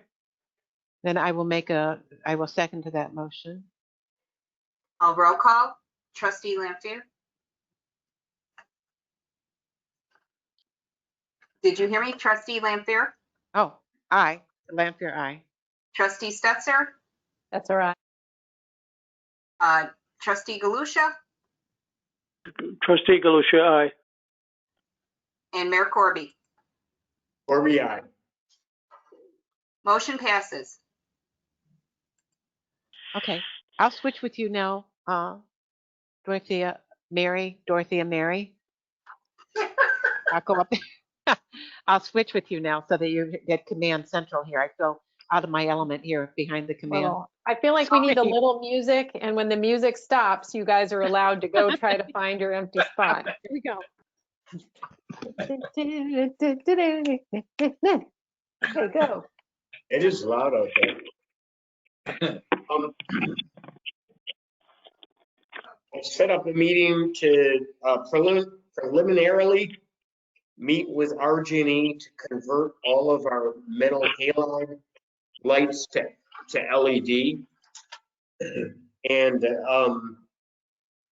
they're supposed to come up with a budget number so we can phase this over a length of time that's responsible based on what the cost is to basically, when you get rid of a light pole and you get a new one, they charge you the unexpired life of the old pole plus the new pole. Well, I don't know what that's going to be, but the program will start next year. It's not anything we budgeted this year, but I wanted to let everybody know that's underway. Bill Smith, Dorothea, asked me to give you the name of a contact for the service charity event that the town is holding on the steps of Town Hall. And he texted me earlier, so I'm just going to give you that name. Okay, we approved it.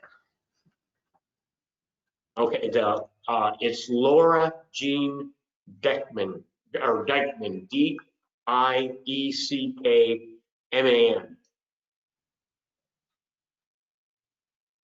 Okay. And did you discuss, because she also texted me, Margot Fass's application? There wasn't an application. I think she just sent a letter in support of the DPW parkland. I think included in that, she had another application for a non-municipal use permit to be held in August for a scavenge hunt over. No, we didn't see that. We didn't see that. What do we do? Because she's gonna be upset if, Hold on. Do we have any other meetings between now and August? No, hold on. Let me,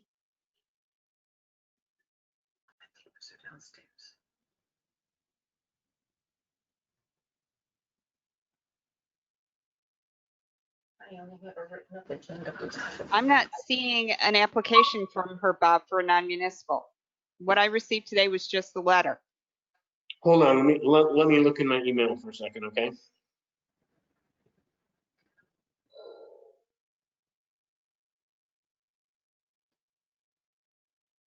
I'm gonna go off camera for a second. I'm checking on this. Yep. There it is. Do you guys need me for anything else here? I just got notification that there's an emergency UFPO that I have to look into. Go ahead, Zach. Thank you. Good night. Thanks, Zach. Yep. Bye-bye.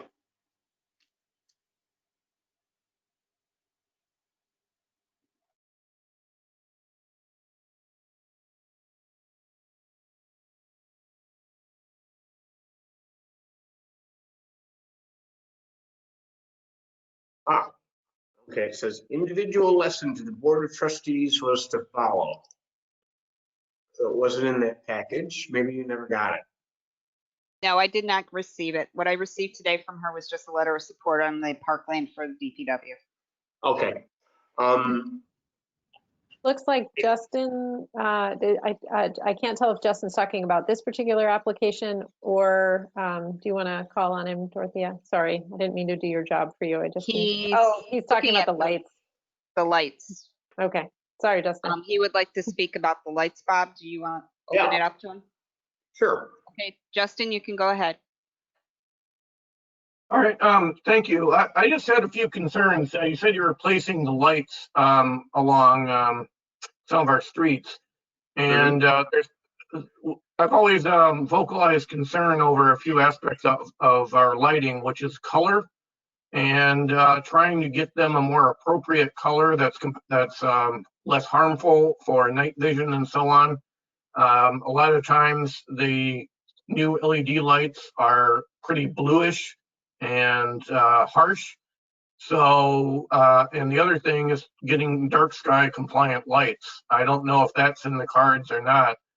I don't know the full proposal that you're thinking of, but you can just replace just the light bulbs in the metal halide ones with LED bulbs, and you got to do an electrical conversion to do the adaptation. You don't need to replace the entire fixture sometimes.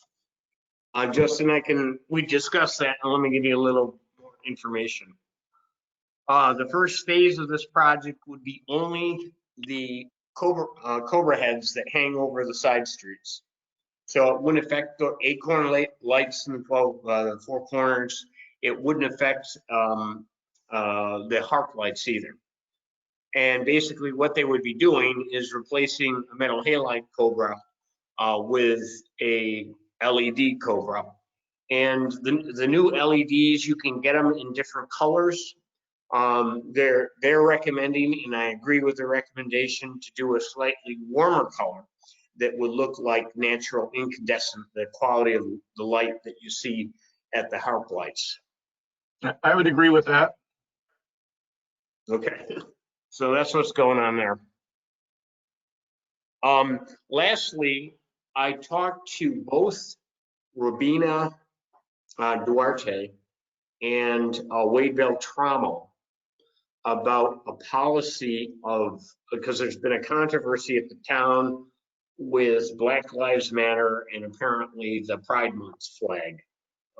There were heated discussions going up at the town.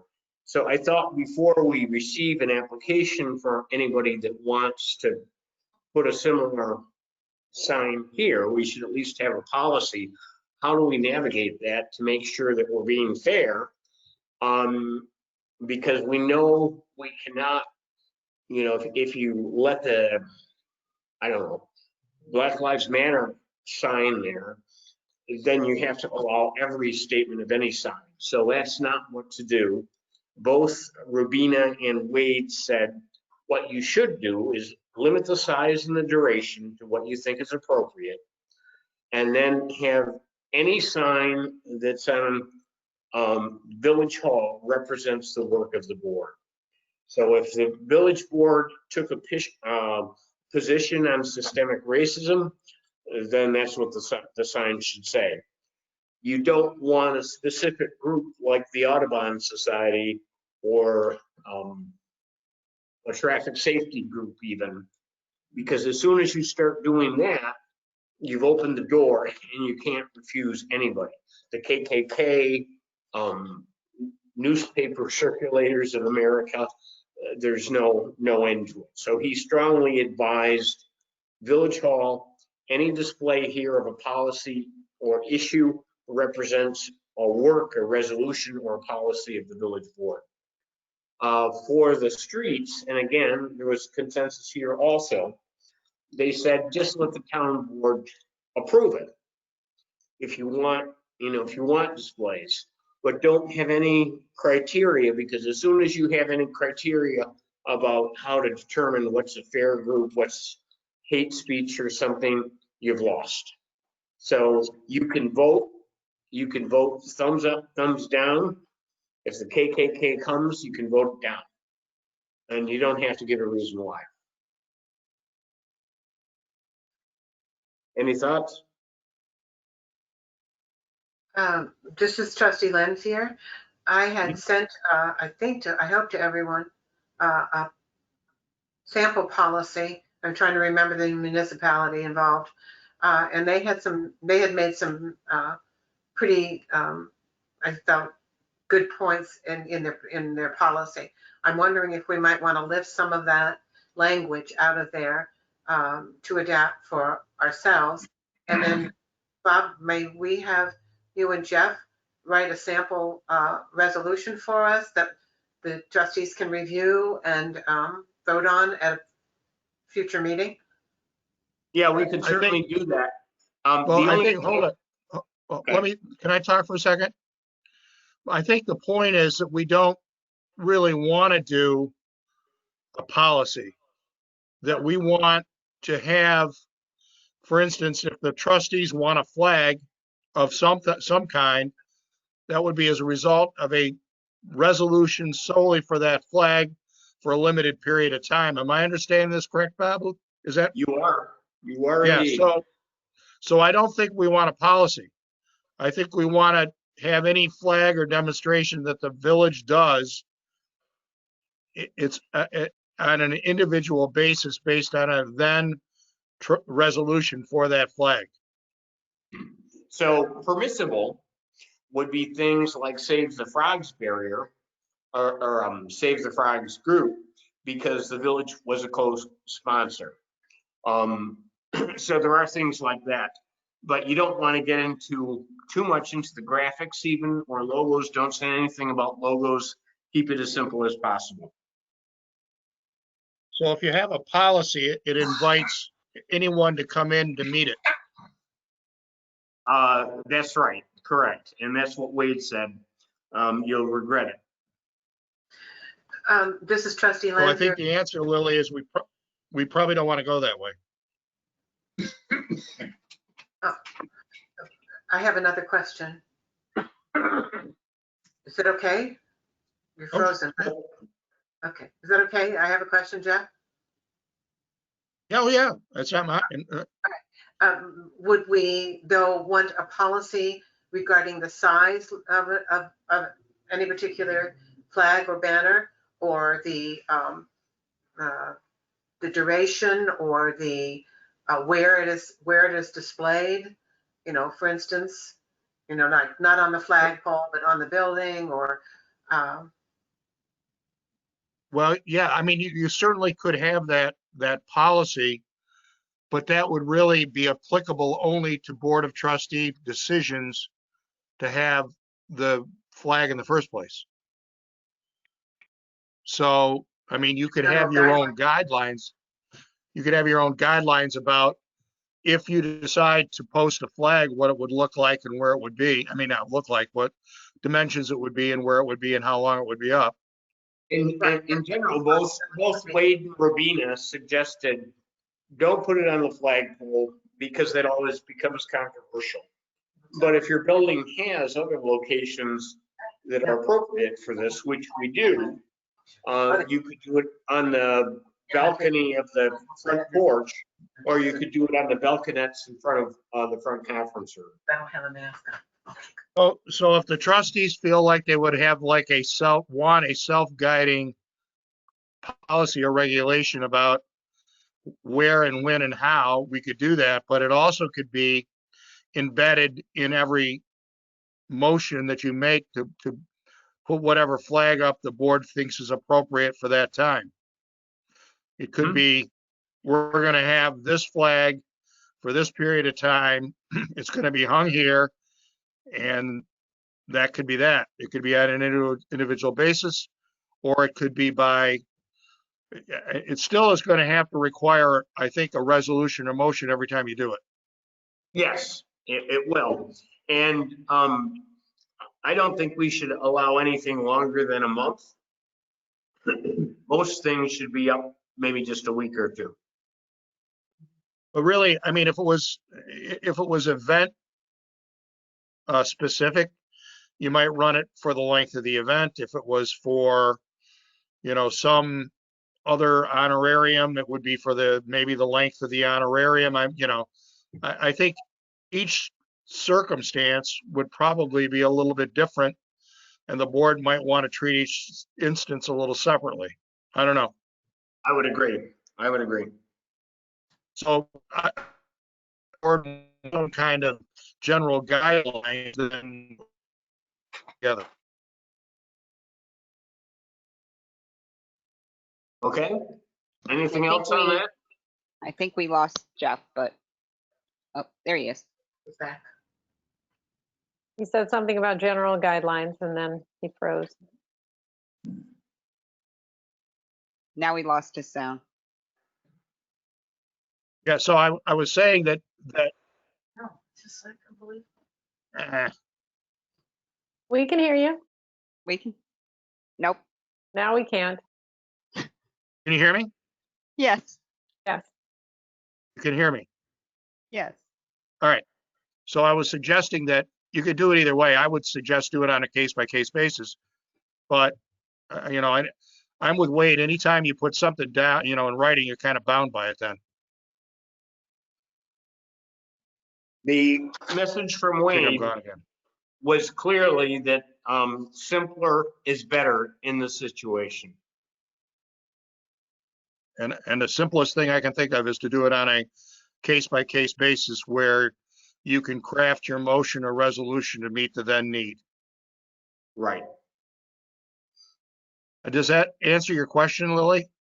It does. I was feeling more comfortable with consistent guidelines. So when somebody made application or had a request to hang it, they knew exactly what the expectation was or what would be permitted.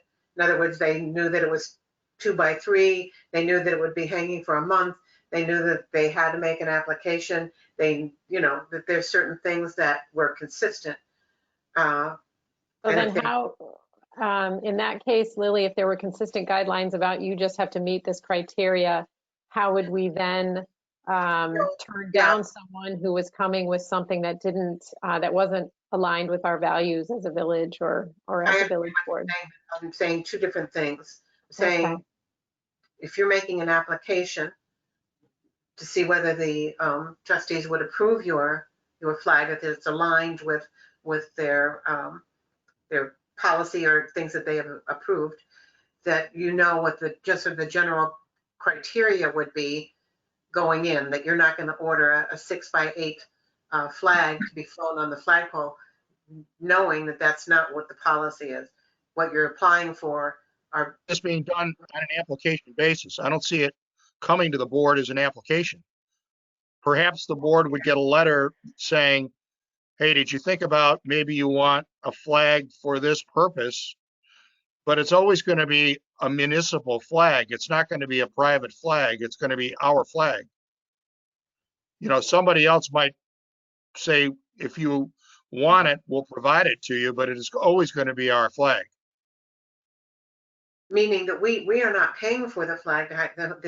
The institution that wants their flag flown has to provide the flag. We're not providing the flag. Right, but it's not going to be application based. It's going to be, we had a great idea that you might want to post a flag for this or that or the other thing.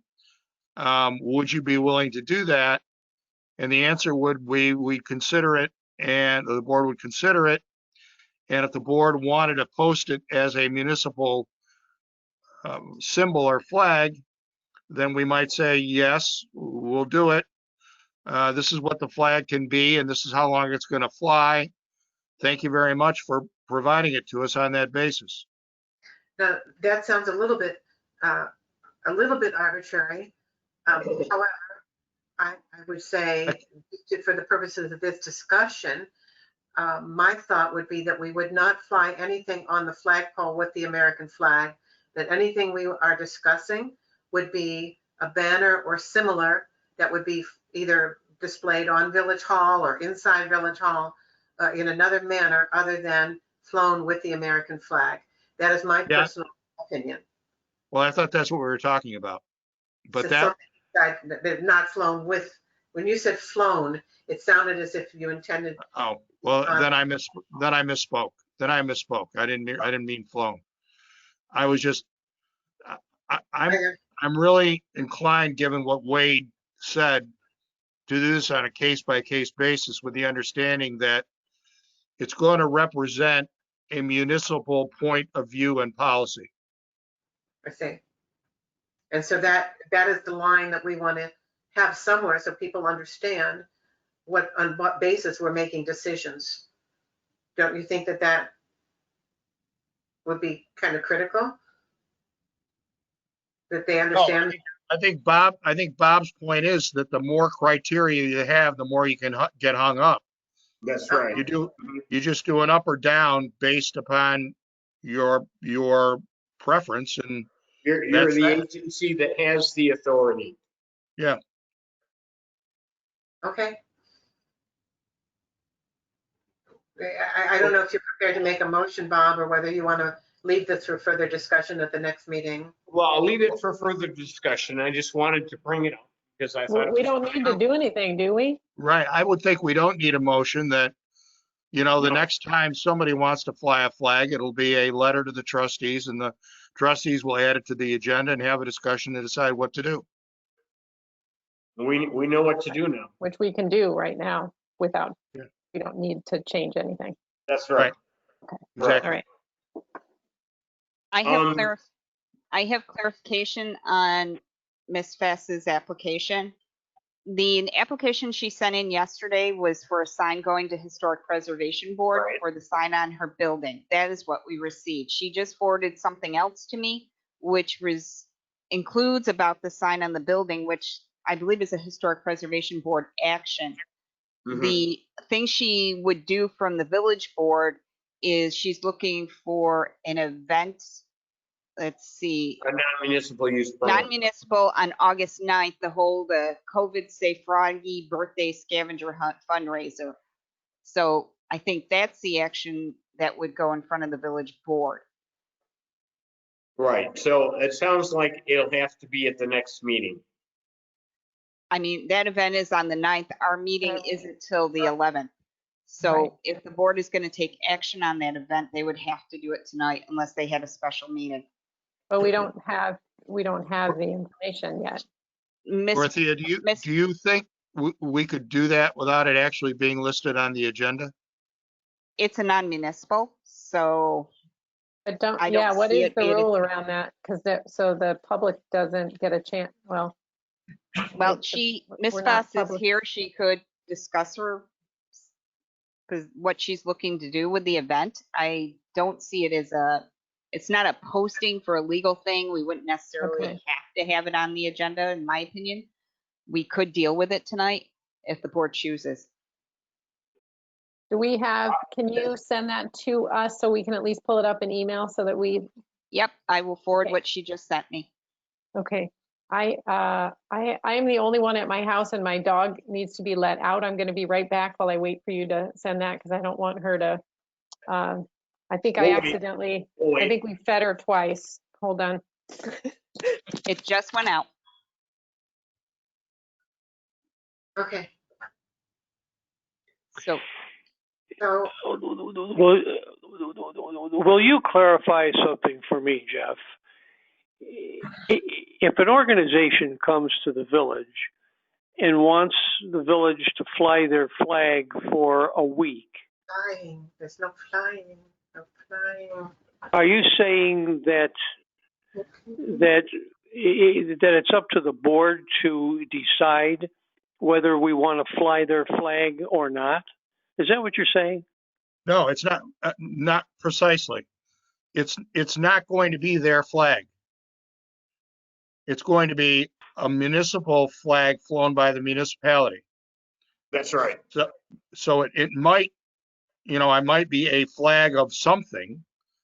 It might be a Black Lives Matter flag or banner. It might be some other banner, but it's going to be a municipal banner, not somebody else. We are not flying any other organization's flags or banners. Did that help at all, Frank? No, I still don't. I don't see how we're not going to get into some kind of legal problem. If you get a request from the American Nazi Party, Then the answer is how do we turn them down? The board says that we don't support that policy. That's not a policy that the Board of Trustees can support. We are not going to fly that as our flag or banner. It doesn't represent the work of the village of Pittsford. That's right. So we are in fact using some sort of criteria to accept one flag and not accept another. Right. Well, the sole criteria that you're using is whether or not it is acceptable to a majority of the Board of Trustees who represent the interests of the village of Pittsford.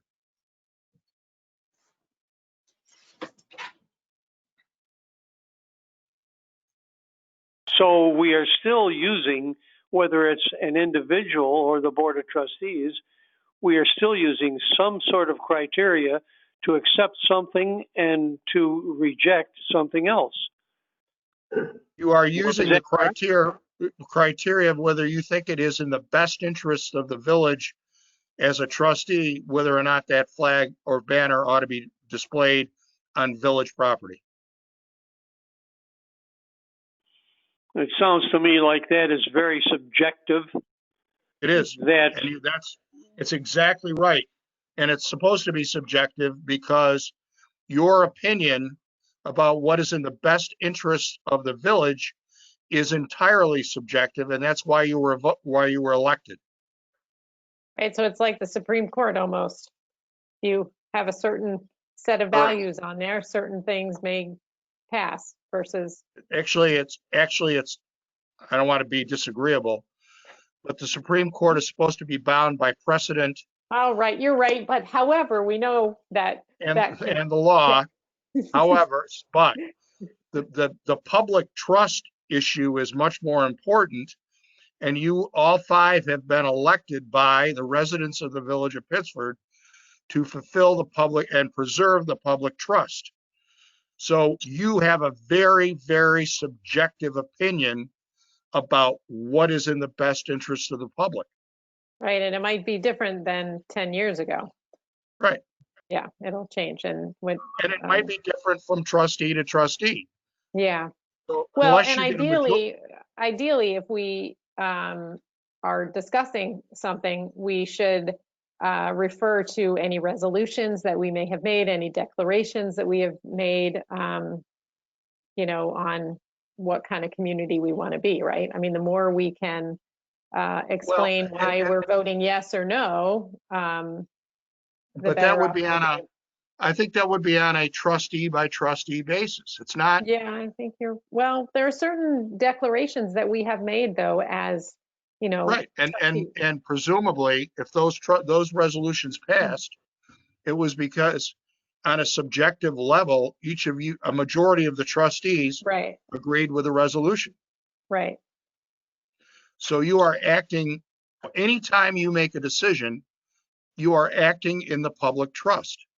Yeah, this makes sense to me because of the example that Bob gave. If we get too specific about just meet these criteria and we'll hang your banner, that could get us into some sticky Right. messes. Then you're getting into argument territory. Well, Yeah, the policy says this, that, and the other thing. right. I mean, using a horrid example and going to Frank's example, if the residents of the village of Pittsford elected 3 white supremacists as trustees, and the Nazi party came in and said, we want you to fly our banner, those trustees might think that was in the public interest, and they would vote accordingly. And we'd hope they'd get voted out next time around. Just Well, kidding. whatever your particular. That's not where you're going, but I, No, I mean, if you think about it though, I mean, we don't have to get too far in the weeds on this thing, but if 3 white supremacists were elected to the Board of Trustees, that would mean that there were enough residents out there who were of that Right. particular bent. My Right. sense of the village of Pittsford is that will never happen, but it's an outrageous example, I think, which demonstrates the concept. Right, so you're saying this is So too what you're- difficult to try to set parameters around this. We do need to use some subjective opinions about why we were elected and what the voice of the public is. It's exactly correct. You are, almost every decision you make should be subjective, Right, it should not be. except where you have enacted legislation which contains guidelines to follow. But luckily, we do have some declarations that will help us with some of these decisions. Declarations about the kind of community we want to be that should come into the discussion. But you're right. Depending on who's sitting in the seat, they could say, well, we no longer believe that, or Right. yeah. Or I I gotcha. feel like the residents want this to happen. Right. So in fact, the board could approve the flying of some banner this year and 5 years from now, turn it down. Correct. The same banner. Yes. Yeah. And Jeff, what you're saying is that would actually hold up in a Yes. court of law? Sure. Yes. Yes. Because you're exercising your municipal will, which you've been elected to do. Okay.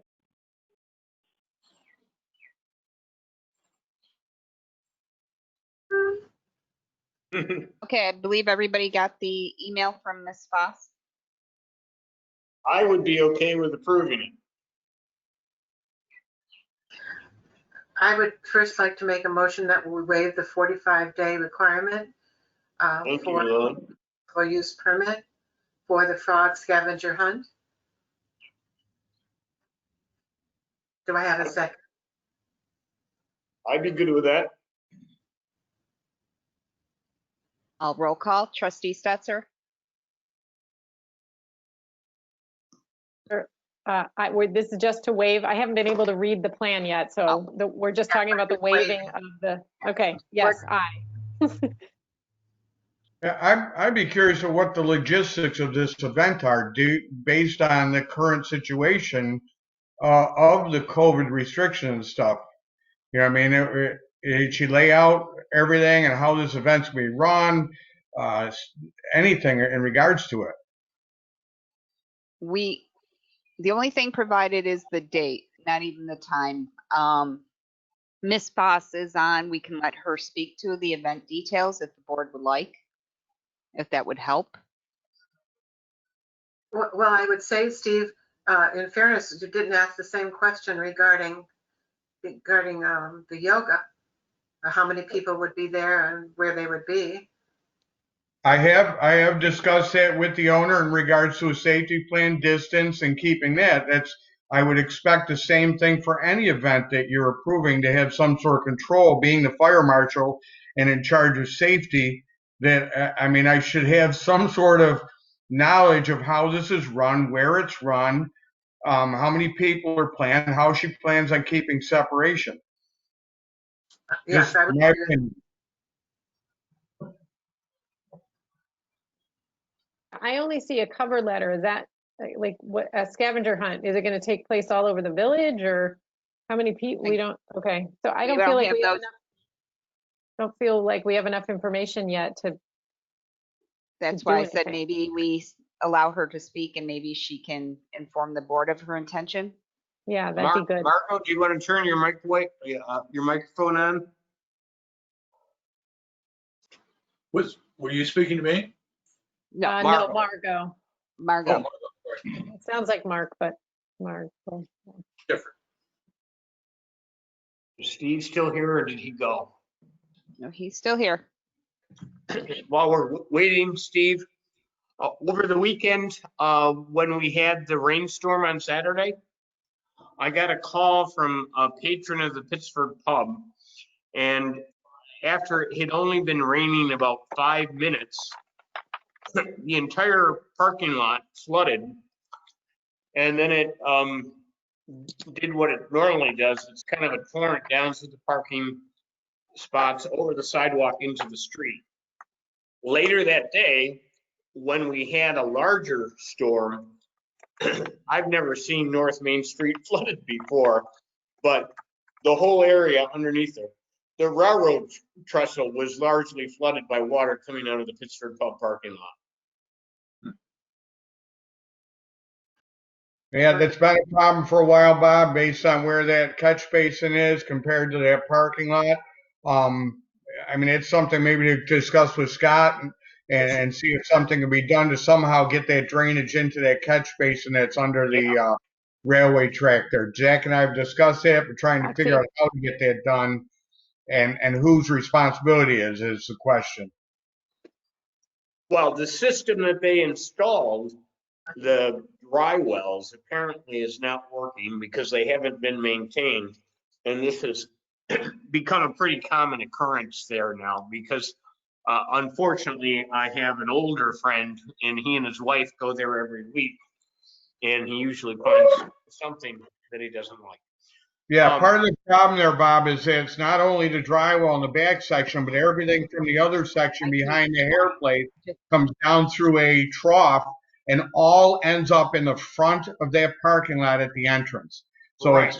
it's an engineering from both sides, not just the back. That's not what was approved when they built the additional parking lot on the acre and back. All of that water was supposed to go in dry wells and none of it was supposed to go to Main Street. And also the Japanese knotweed is looking beautiful. Yeah, I've got calls into Charlie and I have not heard back from him since I called him last week in regards to that issue. So I will try again to reach out to him. Yep, thank you, Steve. Okay, any other items? Oh, how could I forget? We're State- we're still working on Margot. She can't seem to connect to speak. I suggested that she call in and she's gotten some other suggestions to try to help her with her situation. So Yeah, so maybe is we she can- on phone or is she on her computer? it just says web, so I'm not sure. Yeah, what- okay. So that's, yeah, she's probably on her computer. I Let me told see. her I to think try she can calling hear and- us. I'm on my phone. Oh, there we there go. she is. Hi, we can Now hear she you can now. Go ahead. Okay, go ahead, Margot.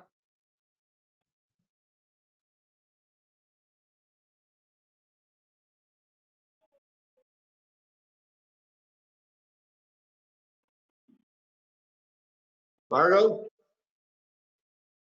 She muted herself again. Would you guys like me to run across the street where she's, I guess, is she at Lindsay's house? Yes. Okay, you want me to run over there and have her come back here? Well, let's see if she can just call in my phone. I don't think this should take too long.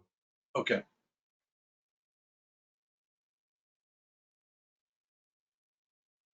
Right, did you have something else for me, Bob? You had kind of started to speak and then we got on the sidetrack. I did, and I was trying to think of what it was. Was it Cirque? Well, there was that. No, something else. Because he has come in and he's going to put an application. Jennifer gave him a design, and he will be applying to the HPB to get approval for that design to fix the front door. I did talk to Carrie Degenhart about the condition of her buildings. They trimmed up some stuff, but there's a big black walnut, or not, black locust that's growing out of the front facade that they missed. So she's going to be back here in the fall. I guess they're trying to settle the estate, but all the buildings need considerable work. Yeah, they've been working over there, and there were 2 people working there and cleaning that property up over the last week. They did. Steve, I was going to remind you about the Reddington house next door. That looks atrocious. Yep.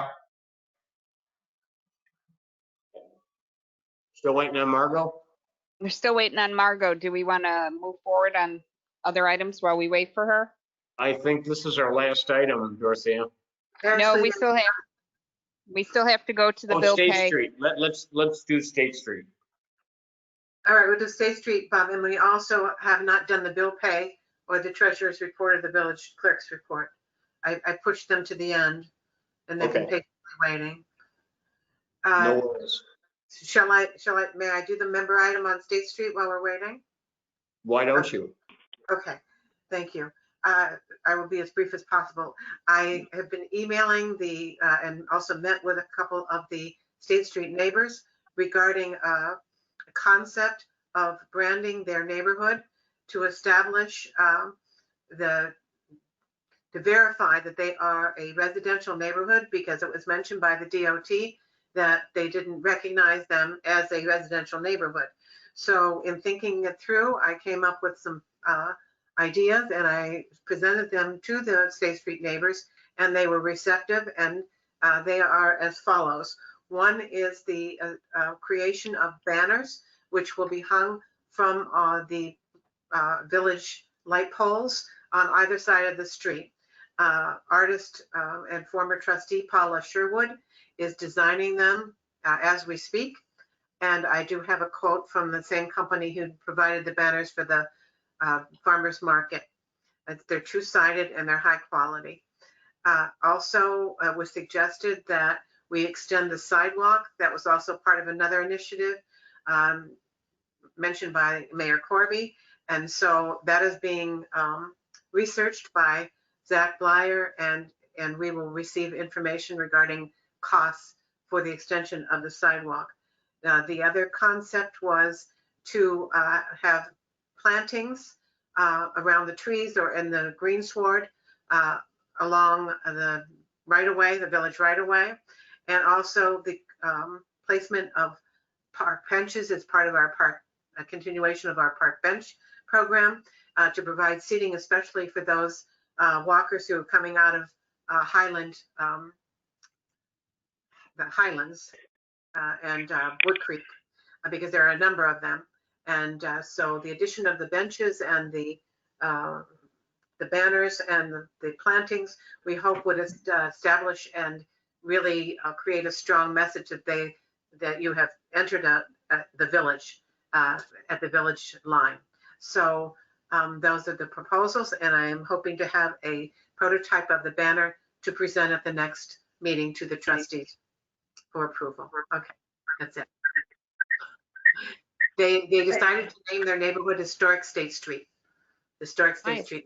This is a great idea, Lily. This is awesome. Like the kind of thinking we need to take back our streets, you know, the things that we may not be able to convince DOT yet to put in gateway, you know, or little chicanes or whatever we want to do design wise, but sending some signals that you have entered an area where people live and where people care for their community and all of that. The planter, this is great. I think Bob at our DOT meeting, I mentioned earlier that we talked about the sidewalk extension, but we also talked about putting some more trees in too, to give that barrier. And I don't know if Bob.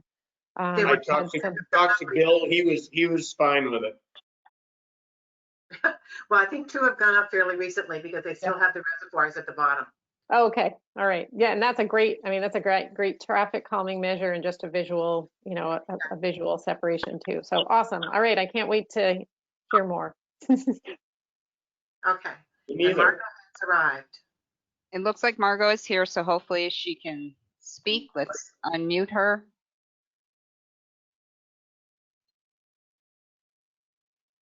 So Margot, you should be getting a request on. Well, thank you all. Okay, you're live. Thank you. Valiant effort. I'm using the phone. Is it coming? I think you need. I'm hearing an echo. Turn the phone off and then. Now can you hear me? Yes, that did away with the echo. Great, You perfect. can hear me? Yeah. I can't hear you. Oi. And I made you hang up the phone. Oh my God. Anyway, I'll just speak very briefly. Okay. Frog House has been a 501c3 since February, and I would like to have the scavenger hunt, which is totally COVID safe. We have half-hour slots for people to arrive, and that starts at 1 o'clock. So from 1 to 1:30, we would have no more than 10 people in at State Street. We would send those people out with a scavenger card to go to businesses in Shane Place and Northfield Commons, to those businesses which have agreed to participate and that are open on a Sunday. So so far we have 5 of them. We would like to have 12 altogether. And if the businesses if they want to stop at the business and look around and so on and so forth, they do that. And when they fill their scavenger card, they come, which has got pictures of frogs on it that are common here in upstate New York. And there would be a picture in the store, so they'll match the frog to the store. Then they'll come back and they'll have some ice cream and cake. And because it's my 80th birthday and it's the annual Froggy birthday party, so we do different things. At the location itself, we will be giving out masks to everybody. We will be taking everybody's temperature, and we will have chalk marks of big circles on the grass so that each circle rim will be 6 feet from the other person. Now, I don't know if there are 6 feet distance marks around Shane Place and Northfield Common, but we would have to have them on the honor system for all that.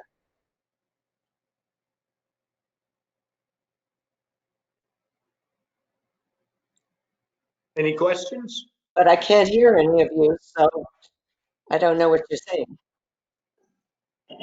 No questions. Thanks, Steve. I'll make a motion to approve. Wait, I do want to know from Steve, like, how do we handle this? This is like this is on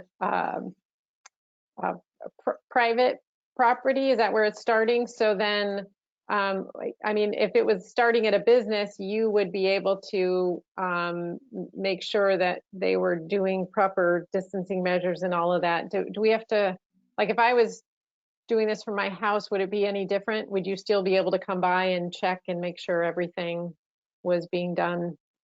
I mean, just because of the pandemic, I don't know. I don't understand some of these nuances right now.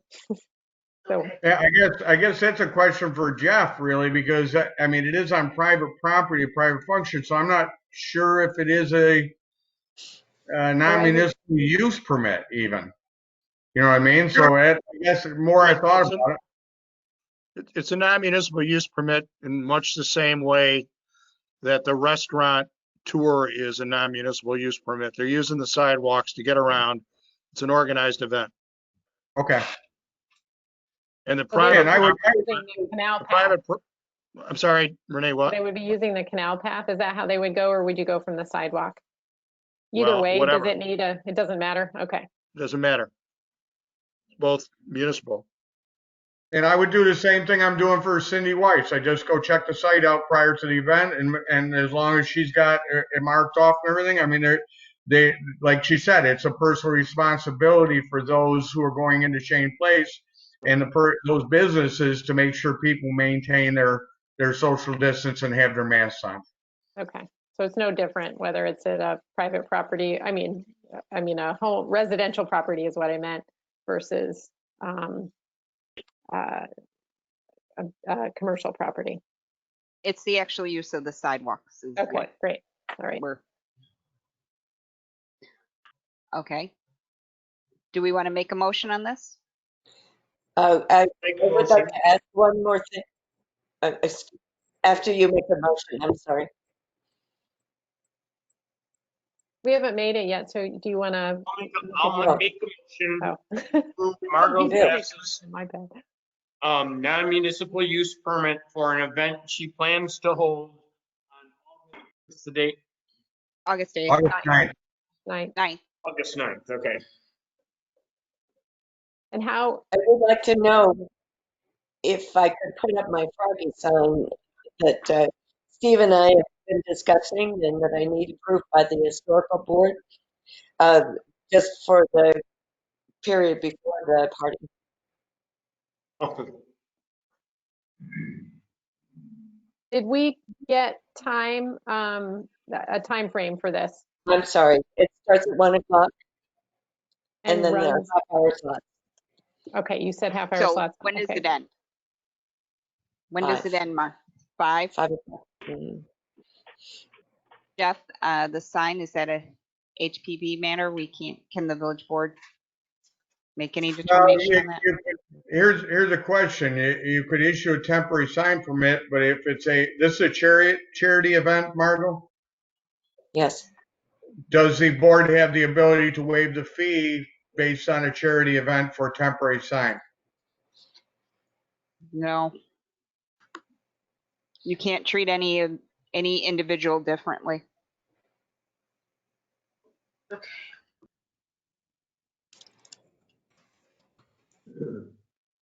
So what do we do about the HPV approval? Because they won't be meeting enough time for her to be You able know, to put. you don't need HPV approval for a temporary sign. Do you, You don't- Steve? That's true. Steve can just issue a temporary sign. You don't need HPV approval for it. Do you, Steve? You don't need, no. Yeah, I don't need HPV approval for a temporary sign, but there's a $50 fee associated with it. That's the only thing that I can't and we can't waive. All right, No, well, we can't. That we Maybe have to I'll keep treat the all sign then. individuals, all the individuals the same. This temporary sign would be on the house, right? On the back of the house. it's still, the sign ordinance still applies, so It'd still be you should just have to $50. take that up with Steve later. There's a motion on the floor. I will second that motion. Trustee Lanfair. Will I'll you do a roll for- call. Yep, thank Trustee you. Stetser? Before we vote, I'm a little confused because it wasn't on the agenda. Dorothea, you're saying there's no issue? Like, No, it's not. Even if This doesn't, it's not like a public hearing or something that Okay, needs all right. posting. It's an event. You waive certain things all the time with these. These are, I okay, think it's fine. okay, great. Okay, then I. Next year, Mayor I'll Corby? follow all the rules and be on time. Mayor Corby? Corby, aye. Trustee Lampier? Lanfair, aye. Trustee Galusha? Trustee Galusha, aye. Okay, non-municipal permits approved, motion passes. Margot? Yes. Margot, you still there? Margot, I'll get a hold of you and we'll Yes. figure out something for a sign. Thank you, Steve. This has been some evening. But so was last night. I'm learning the ropes. Okay, did we want to move Thank on you, to Rob. the stuff? Thank you, Margot. Yep, we had bills to pay, I guess. Yes, we still have the bills to pay. Do you Okay. want me to stick around for this? No, Jeff, I think you can go. Okay, everybody have a great night. You too. Thank you. All Thanks, right, Jeff. bye-bye. Mary, do Yeah, you want to do this part? I'm going to sign off also, if you don't mind. Yep. See you, Steve. See you tomorrow. Bye, Yep, Steve. bye. Mary, you'll have to unmute yourself, but you're good to go.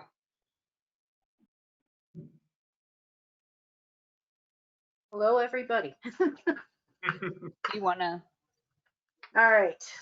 I'll start with vouchers for approval. In this abstract, I have some that I've circled that say 1920 AP. Those are vouchers that belong to the year prior, but we're approving them through here. The expense will hit the last year, not this one. So moved.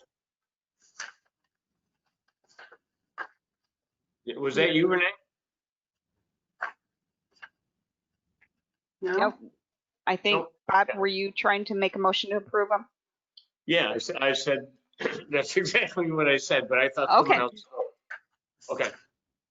Do we have a second?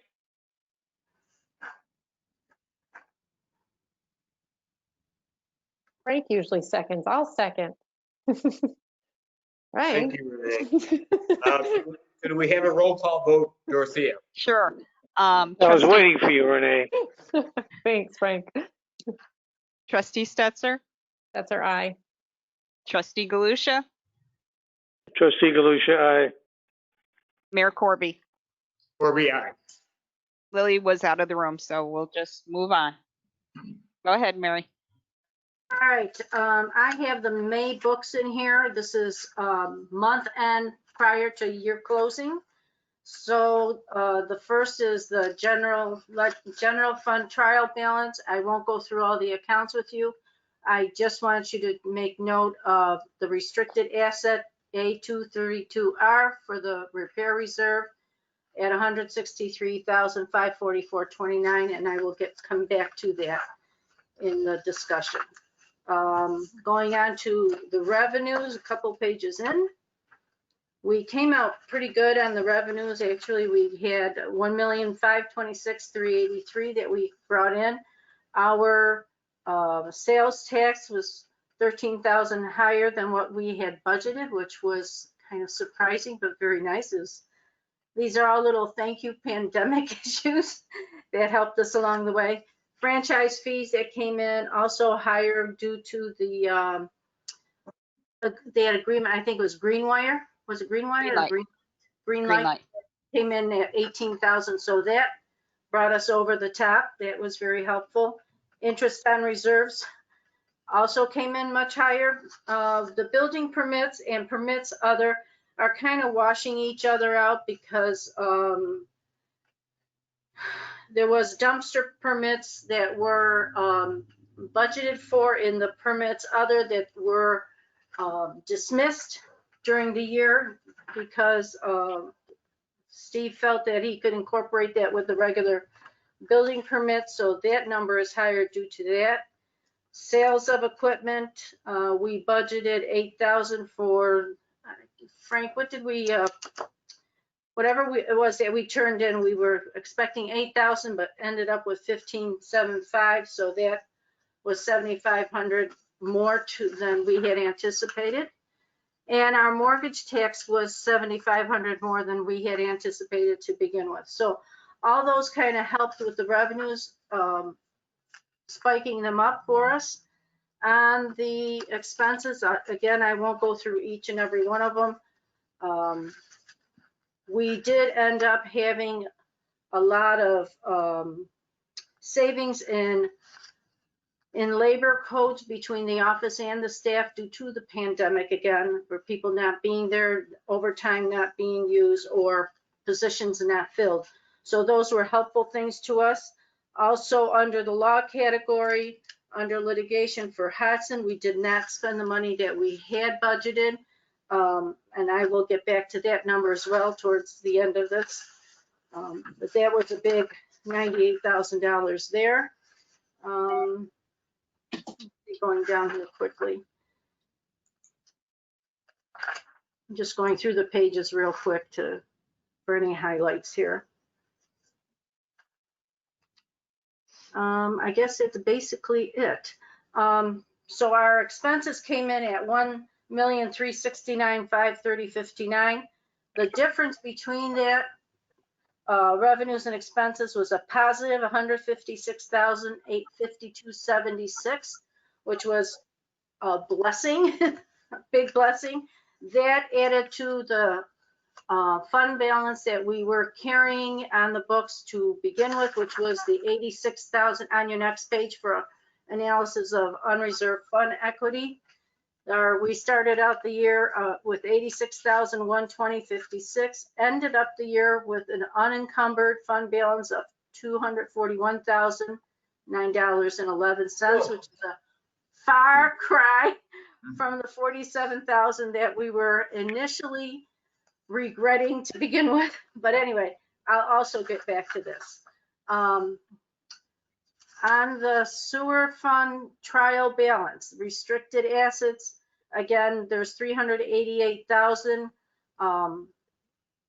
in reserves here that we do need to talk about, along with on page 2 of that where it says fund balance unreserved, it says 662,121.49.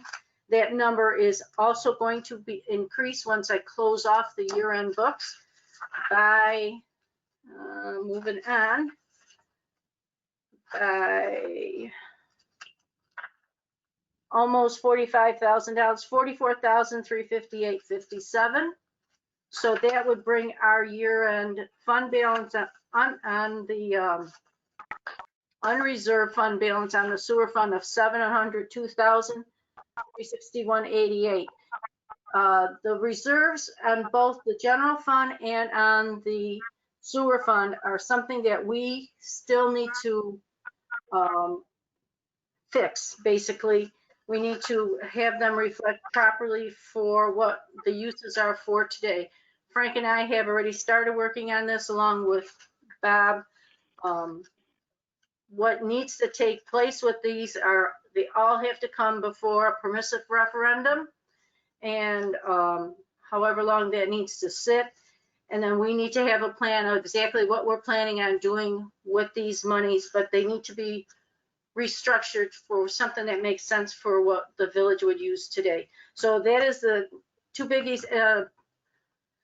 The unrestricted fund balance on the sewer fund is something that the comptroller was critical of, that it is too high. So we do need to move some monies from this into a reserve or some sort of savings account that would be for a particular use.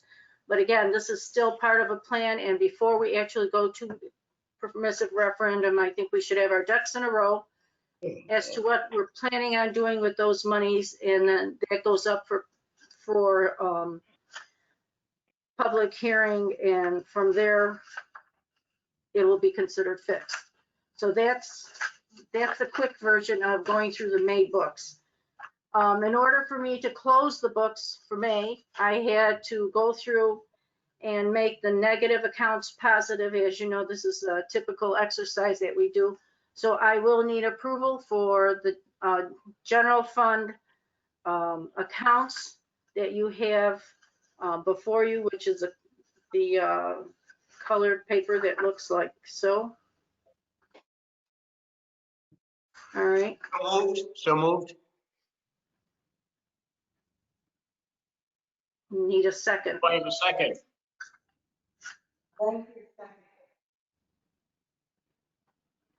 I'll second that. Trustee Galusha. Okay. Okay. Let's see. Trustee Stetser, That's right. Trustee Galusha, Trustee Galusha, aye. aye. Trustee Lanfair. She's saying aye. She's just a little off camera. Lily, if you can move Lily a little bit towards the camera so we can hear her. Okay, now say it. Gotcha. Good. Okay, Mayor Corby. Corby, aye. Motion passes. Thank you. All right, on to the next thing in there. I have capital fund transfers. This is to close out the capital funds. The general fund owes the capital funds money. We've been sitting in the negative for a while, and we need to make positive the negative, which would actually bring these accounts down to zero. So it is the pedestrian safety fund, the rear entry fund, and the bathroom rental fund. This is part of that 38,000 that I keep leaving at the bottom of your fund balance analysis. So we need to clean it up, make them zero, and go forward from there since we have the money. So I would also need approval from the board to make those transfers happen. So moved. Do I have a second? Yes, I'll second that. Trustee Galusha. Nice, Frank. Okay, roll call. Trustee Stetser, Aye. Trustee Galusha, Trustee Galusha, Lampier, aye. Trustee Lampier, Trustee Lampier, aye. Mayor Corby. Corby, aye. Motion passes. I'll make a motion to adjourn. No. Not done. No. Oh, I'm sorry. You've got more stuff. Oh, It's like, wow. God, please, not this. All right, I got. What was I thinking? What was I thinking? I'm Yeah. long-winded. I'm trying to rush this.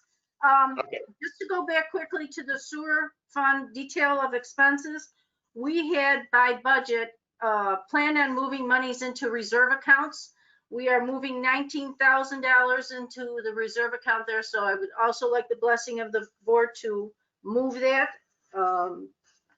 That would increase the reserve accounts that I had mentioned to you when I initially said on the trial balance, there are 4 of the, and each of them would have a little money put into them, but a total of 19,000.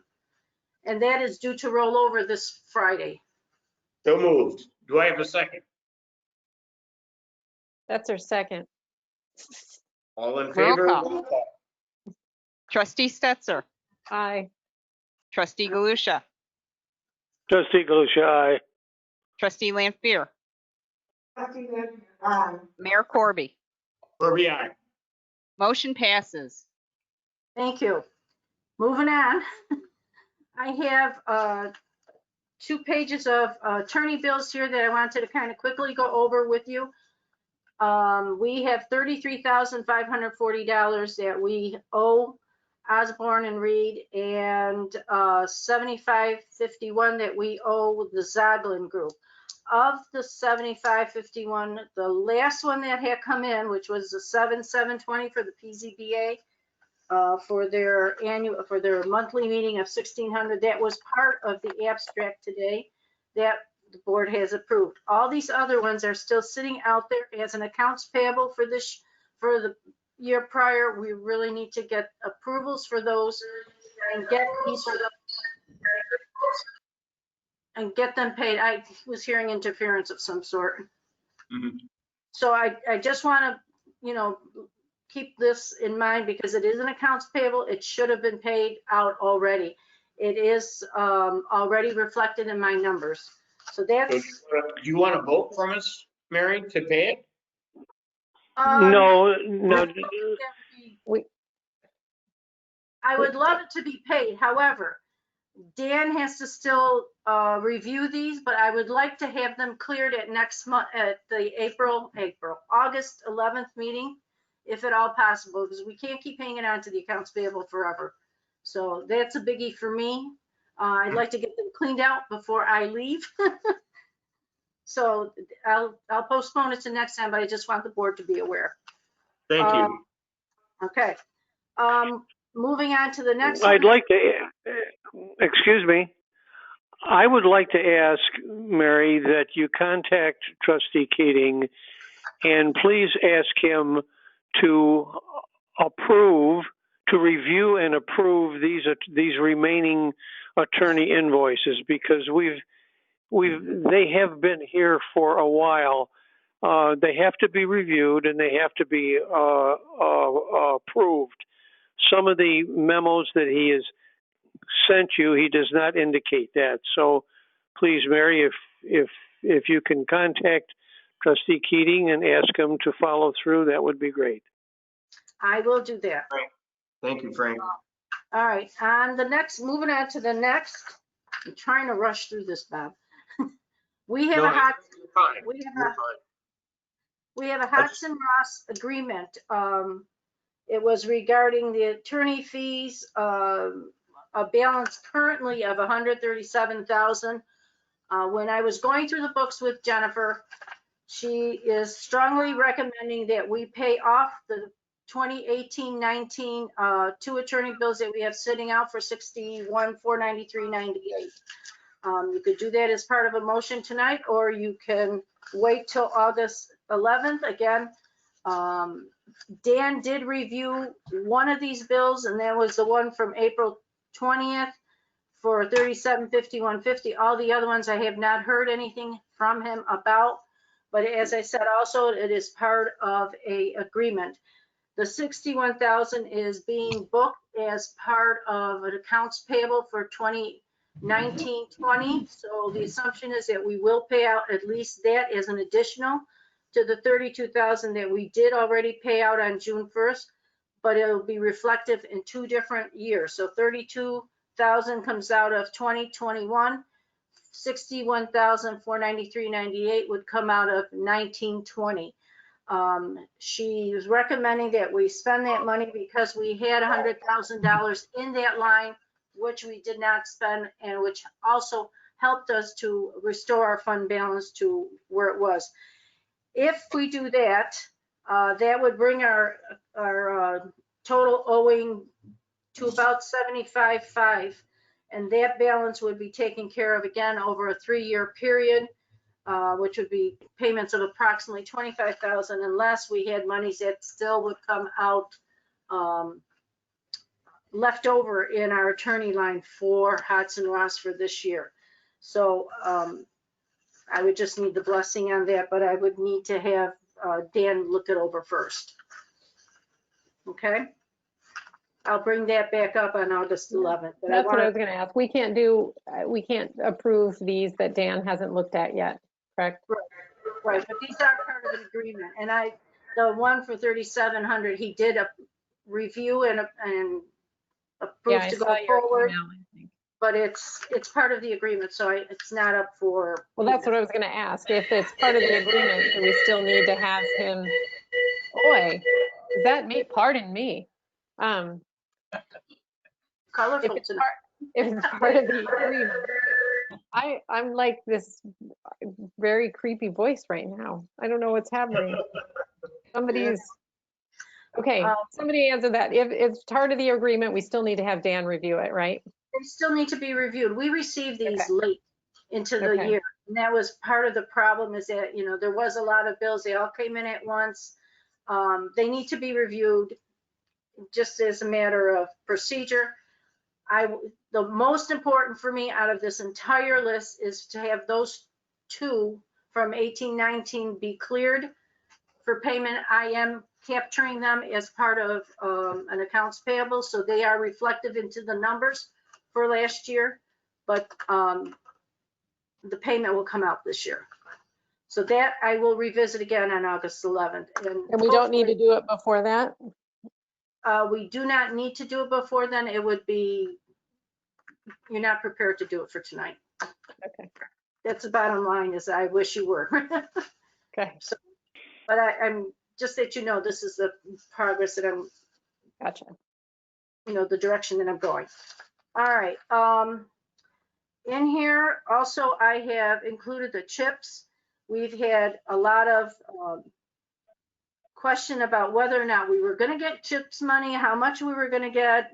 Was the money that we were going to have from last year going to be still good for this year? Because we've heard all kinds of scenarios going on, with the pandemic. The bottom line is that we have received a letter from New York State, which means we have monies to work with, and that they total $98,384.37, of which 80% of that is usable. The other 20% they're sitting on saying, depending on what the results will be of the impacts from the virus. So that said, we have enough money in there right now to cover the T450 that we want to purchase and the Kubota that we want to purchase, and also monies to cover the road work for Village Grove. That said, there should be monies left over above and beyond that, because I was banking on 68,000, I believe, when we initially did the budget. There should be monies left over for possibly the State Street sidewalk project. So they could be covered by CHIPS funding as well. And I think one thing that we have learned from this pandemic is use it or lose it. We were, sitting in the balance there for a good couple of months of thinking that we were losing our CHIPS money, but it's being restored, and we need to use it so we can go forward. All right. Going on to the very last page, which is the most important that I'd like to talk to the board about. From our year-end fiscal accountant notes, we had three capital funds. They were totaling $38,421.68. That were sitting in the negative, that the general fund really needed to send money over to each of these funds to make them zero, basically. So when we take out what the fund balance is prior to accruals, our fund balance was $285,392. We take out the $38,422. We have a new net fund balance of $246,970, which is 16% of the new budget. That is in compliance with our fund balance policy, which says we need to be between 10 and 15%. So we're sitting nicely there with that there.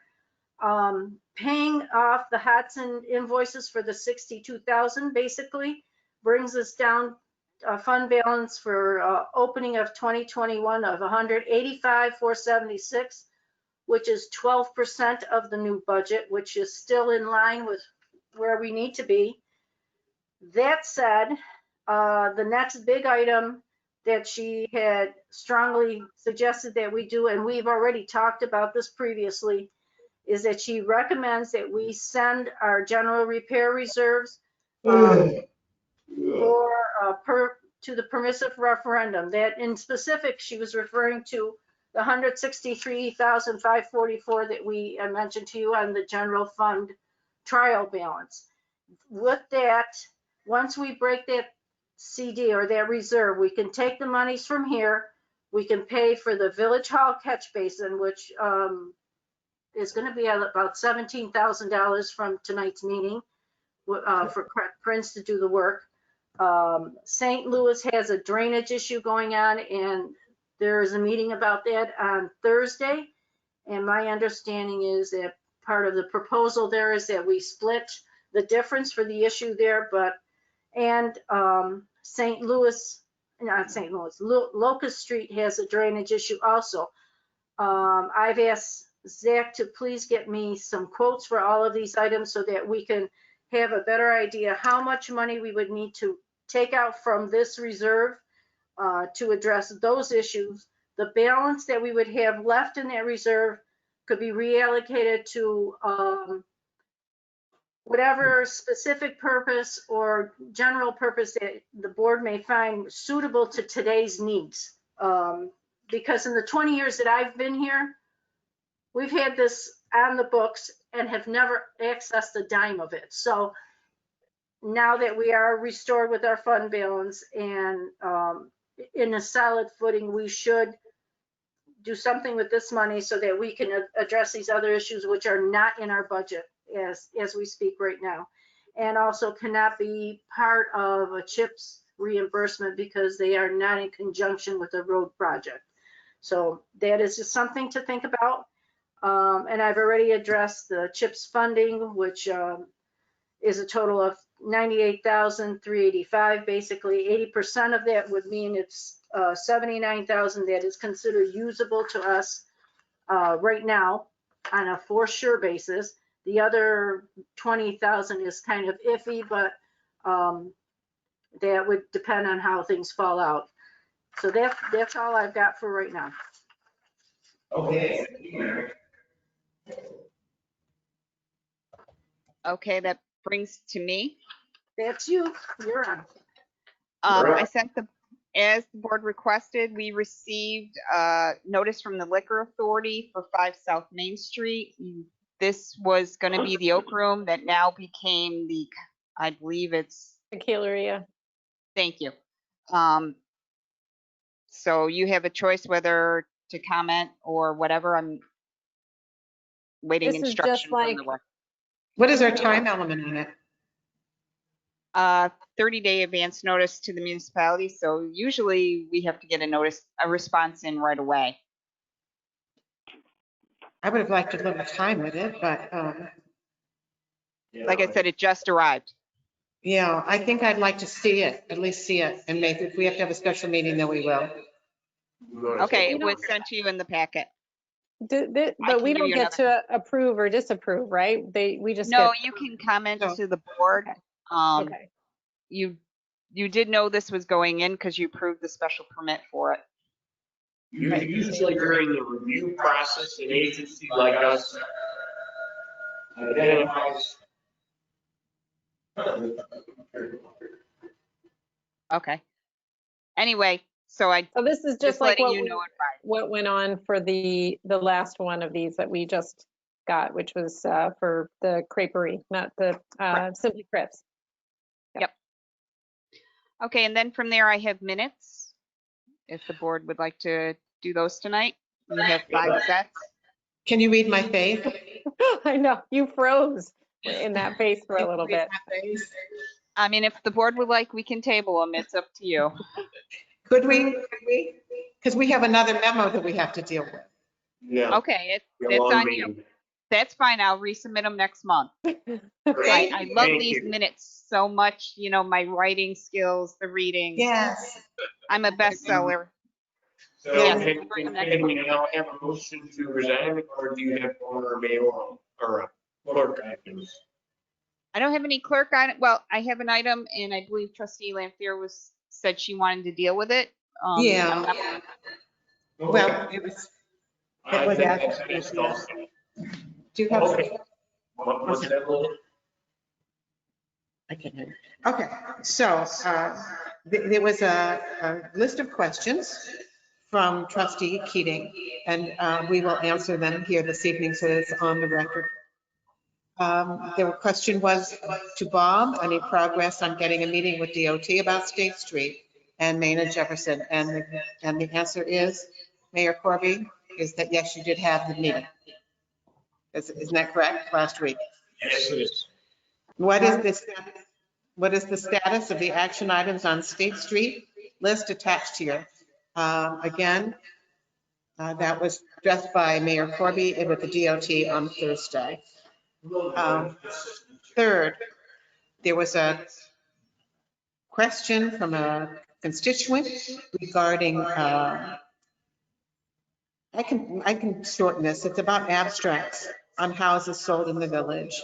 And the person who raised the question is a real estate agent, and they maintained that it would be a meaningful gesture to have it included in the abstracts for all to see that we are a welcoming community, that we do not have antiquated language in there restricting sale of homes in Pittsburgh to Black people.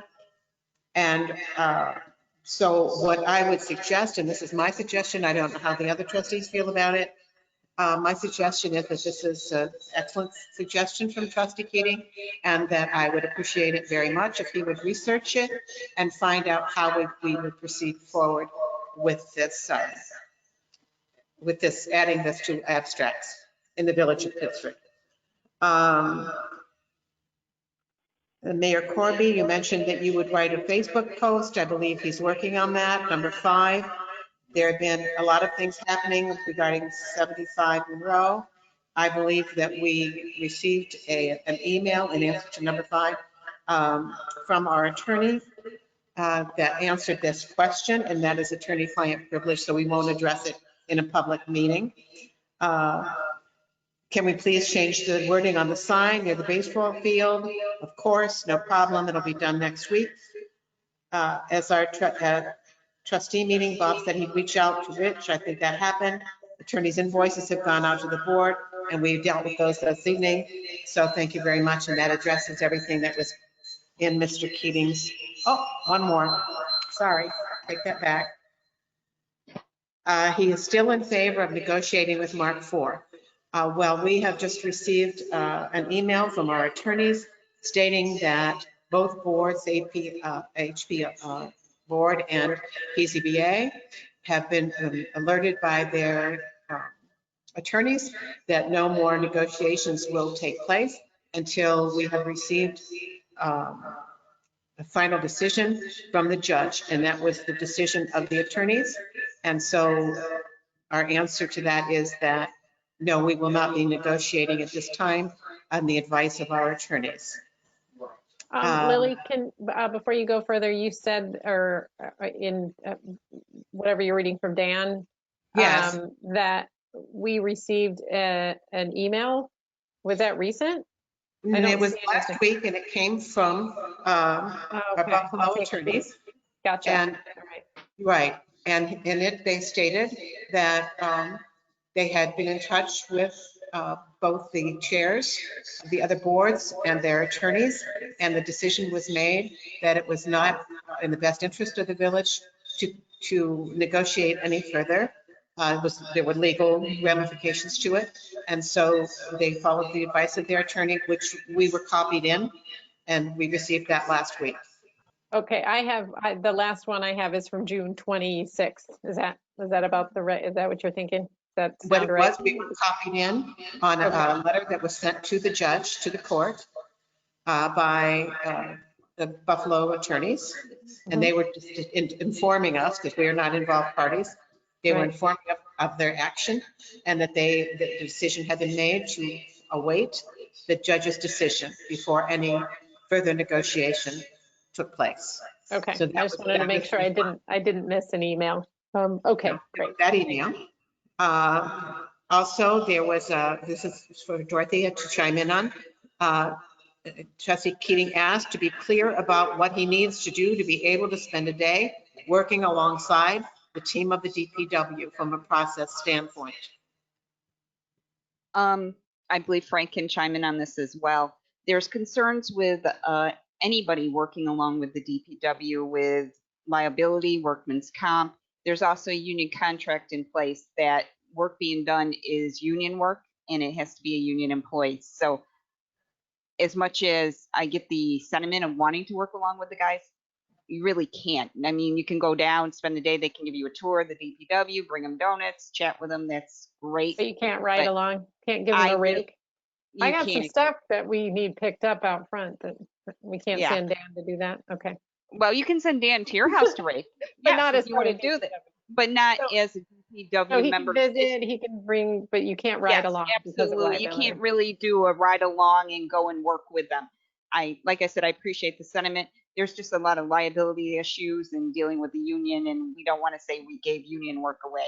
I know it sounds ridiculous, but we are bound to that union contract and everything in place. So, and I don't think it's appropriate to have that happen.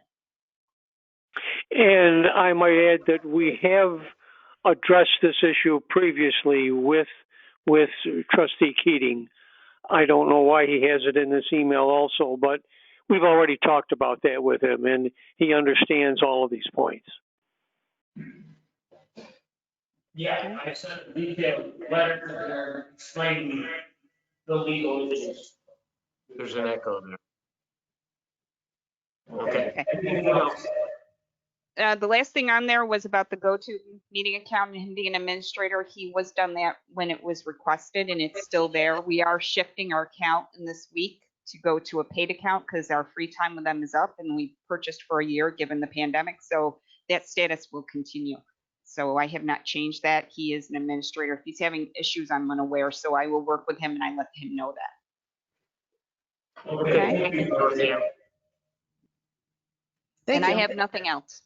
All right, make a motion to adjourn. Do we have a second? Go ahead, Frank. Second, trustee Galusha. Whole board seconded. I'll do a roll call. Filling in for me at the beginning of the meeting. Thank you. Trustee Stetser, Aye. Mayor Corby, Yeah. Trustee Galusha, Trustee Galusha, aye. Trustee Lampier. Lampier, aye. Awesome. Motion passes, and I don't want any more audio video conference meetings the rest of the week. Oh, we have 3 for you tomorrow, Dorothea. Oh, yeah, no, I did Starting 2 at 7 yesterday. a.m. Okay. Yeah, we're done. Thank you, Thank you. everyone. Bye. Have a good evening. Have a good evening. Bye. Mark, Good you must night, be a everyone. glutton for punishment. Thank you. Sort of. It's all good. It's all Bye. good. Good night. Frank, we'll figure out the computer. Okay, Bye-bye. That's good.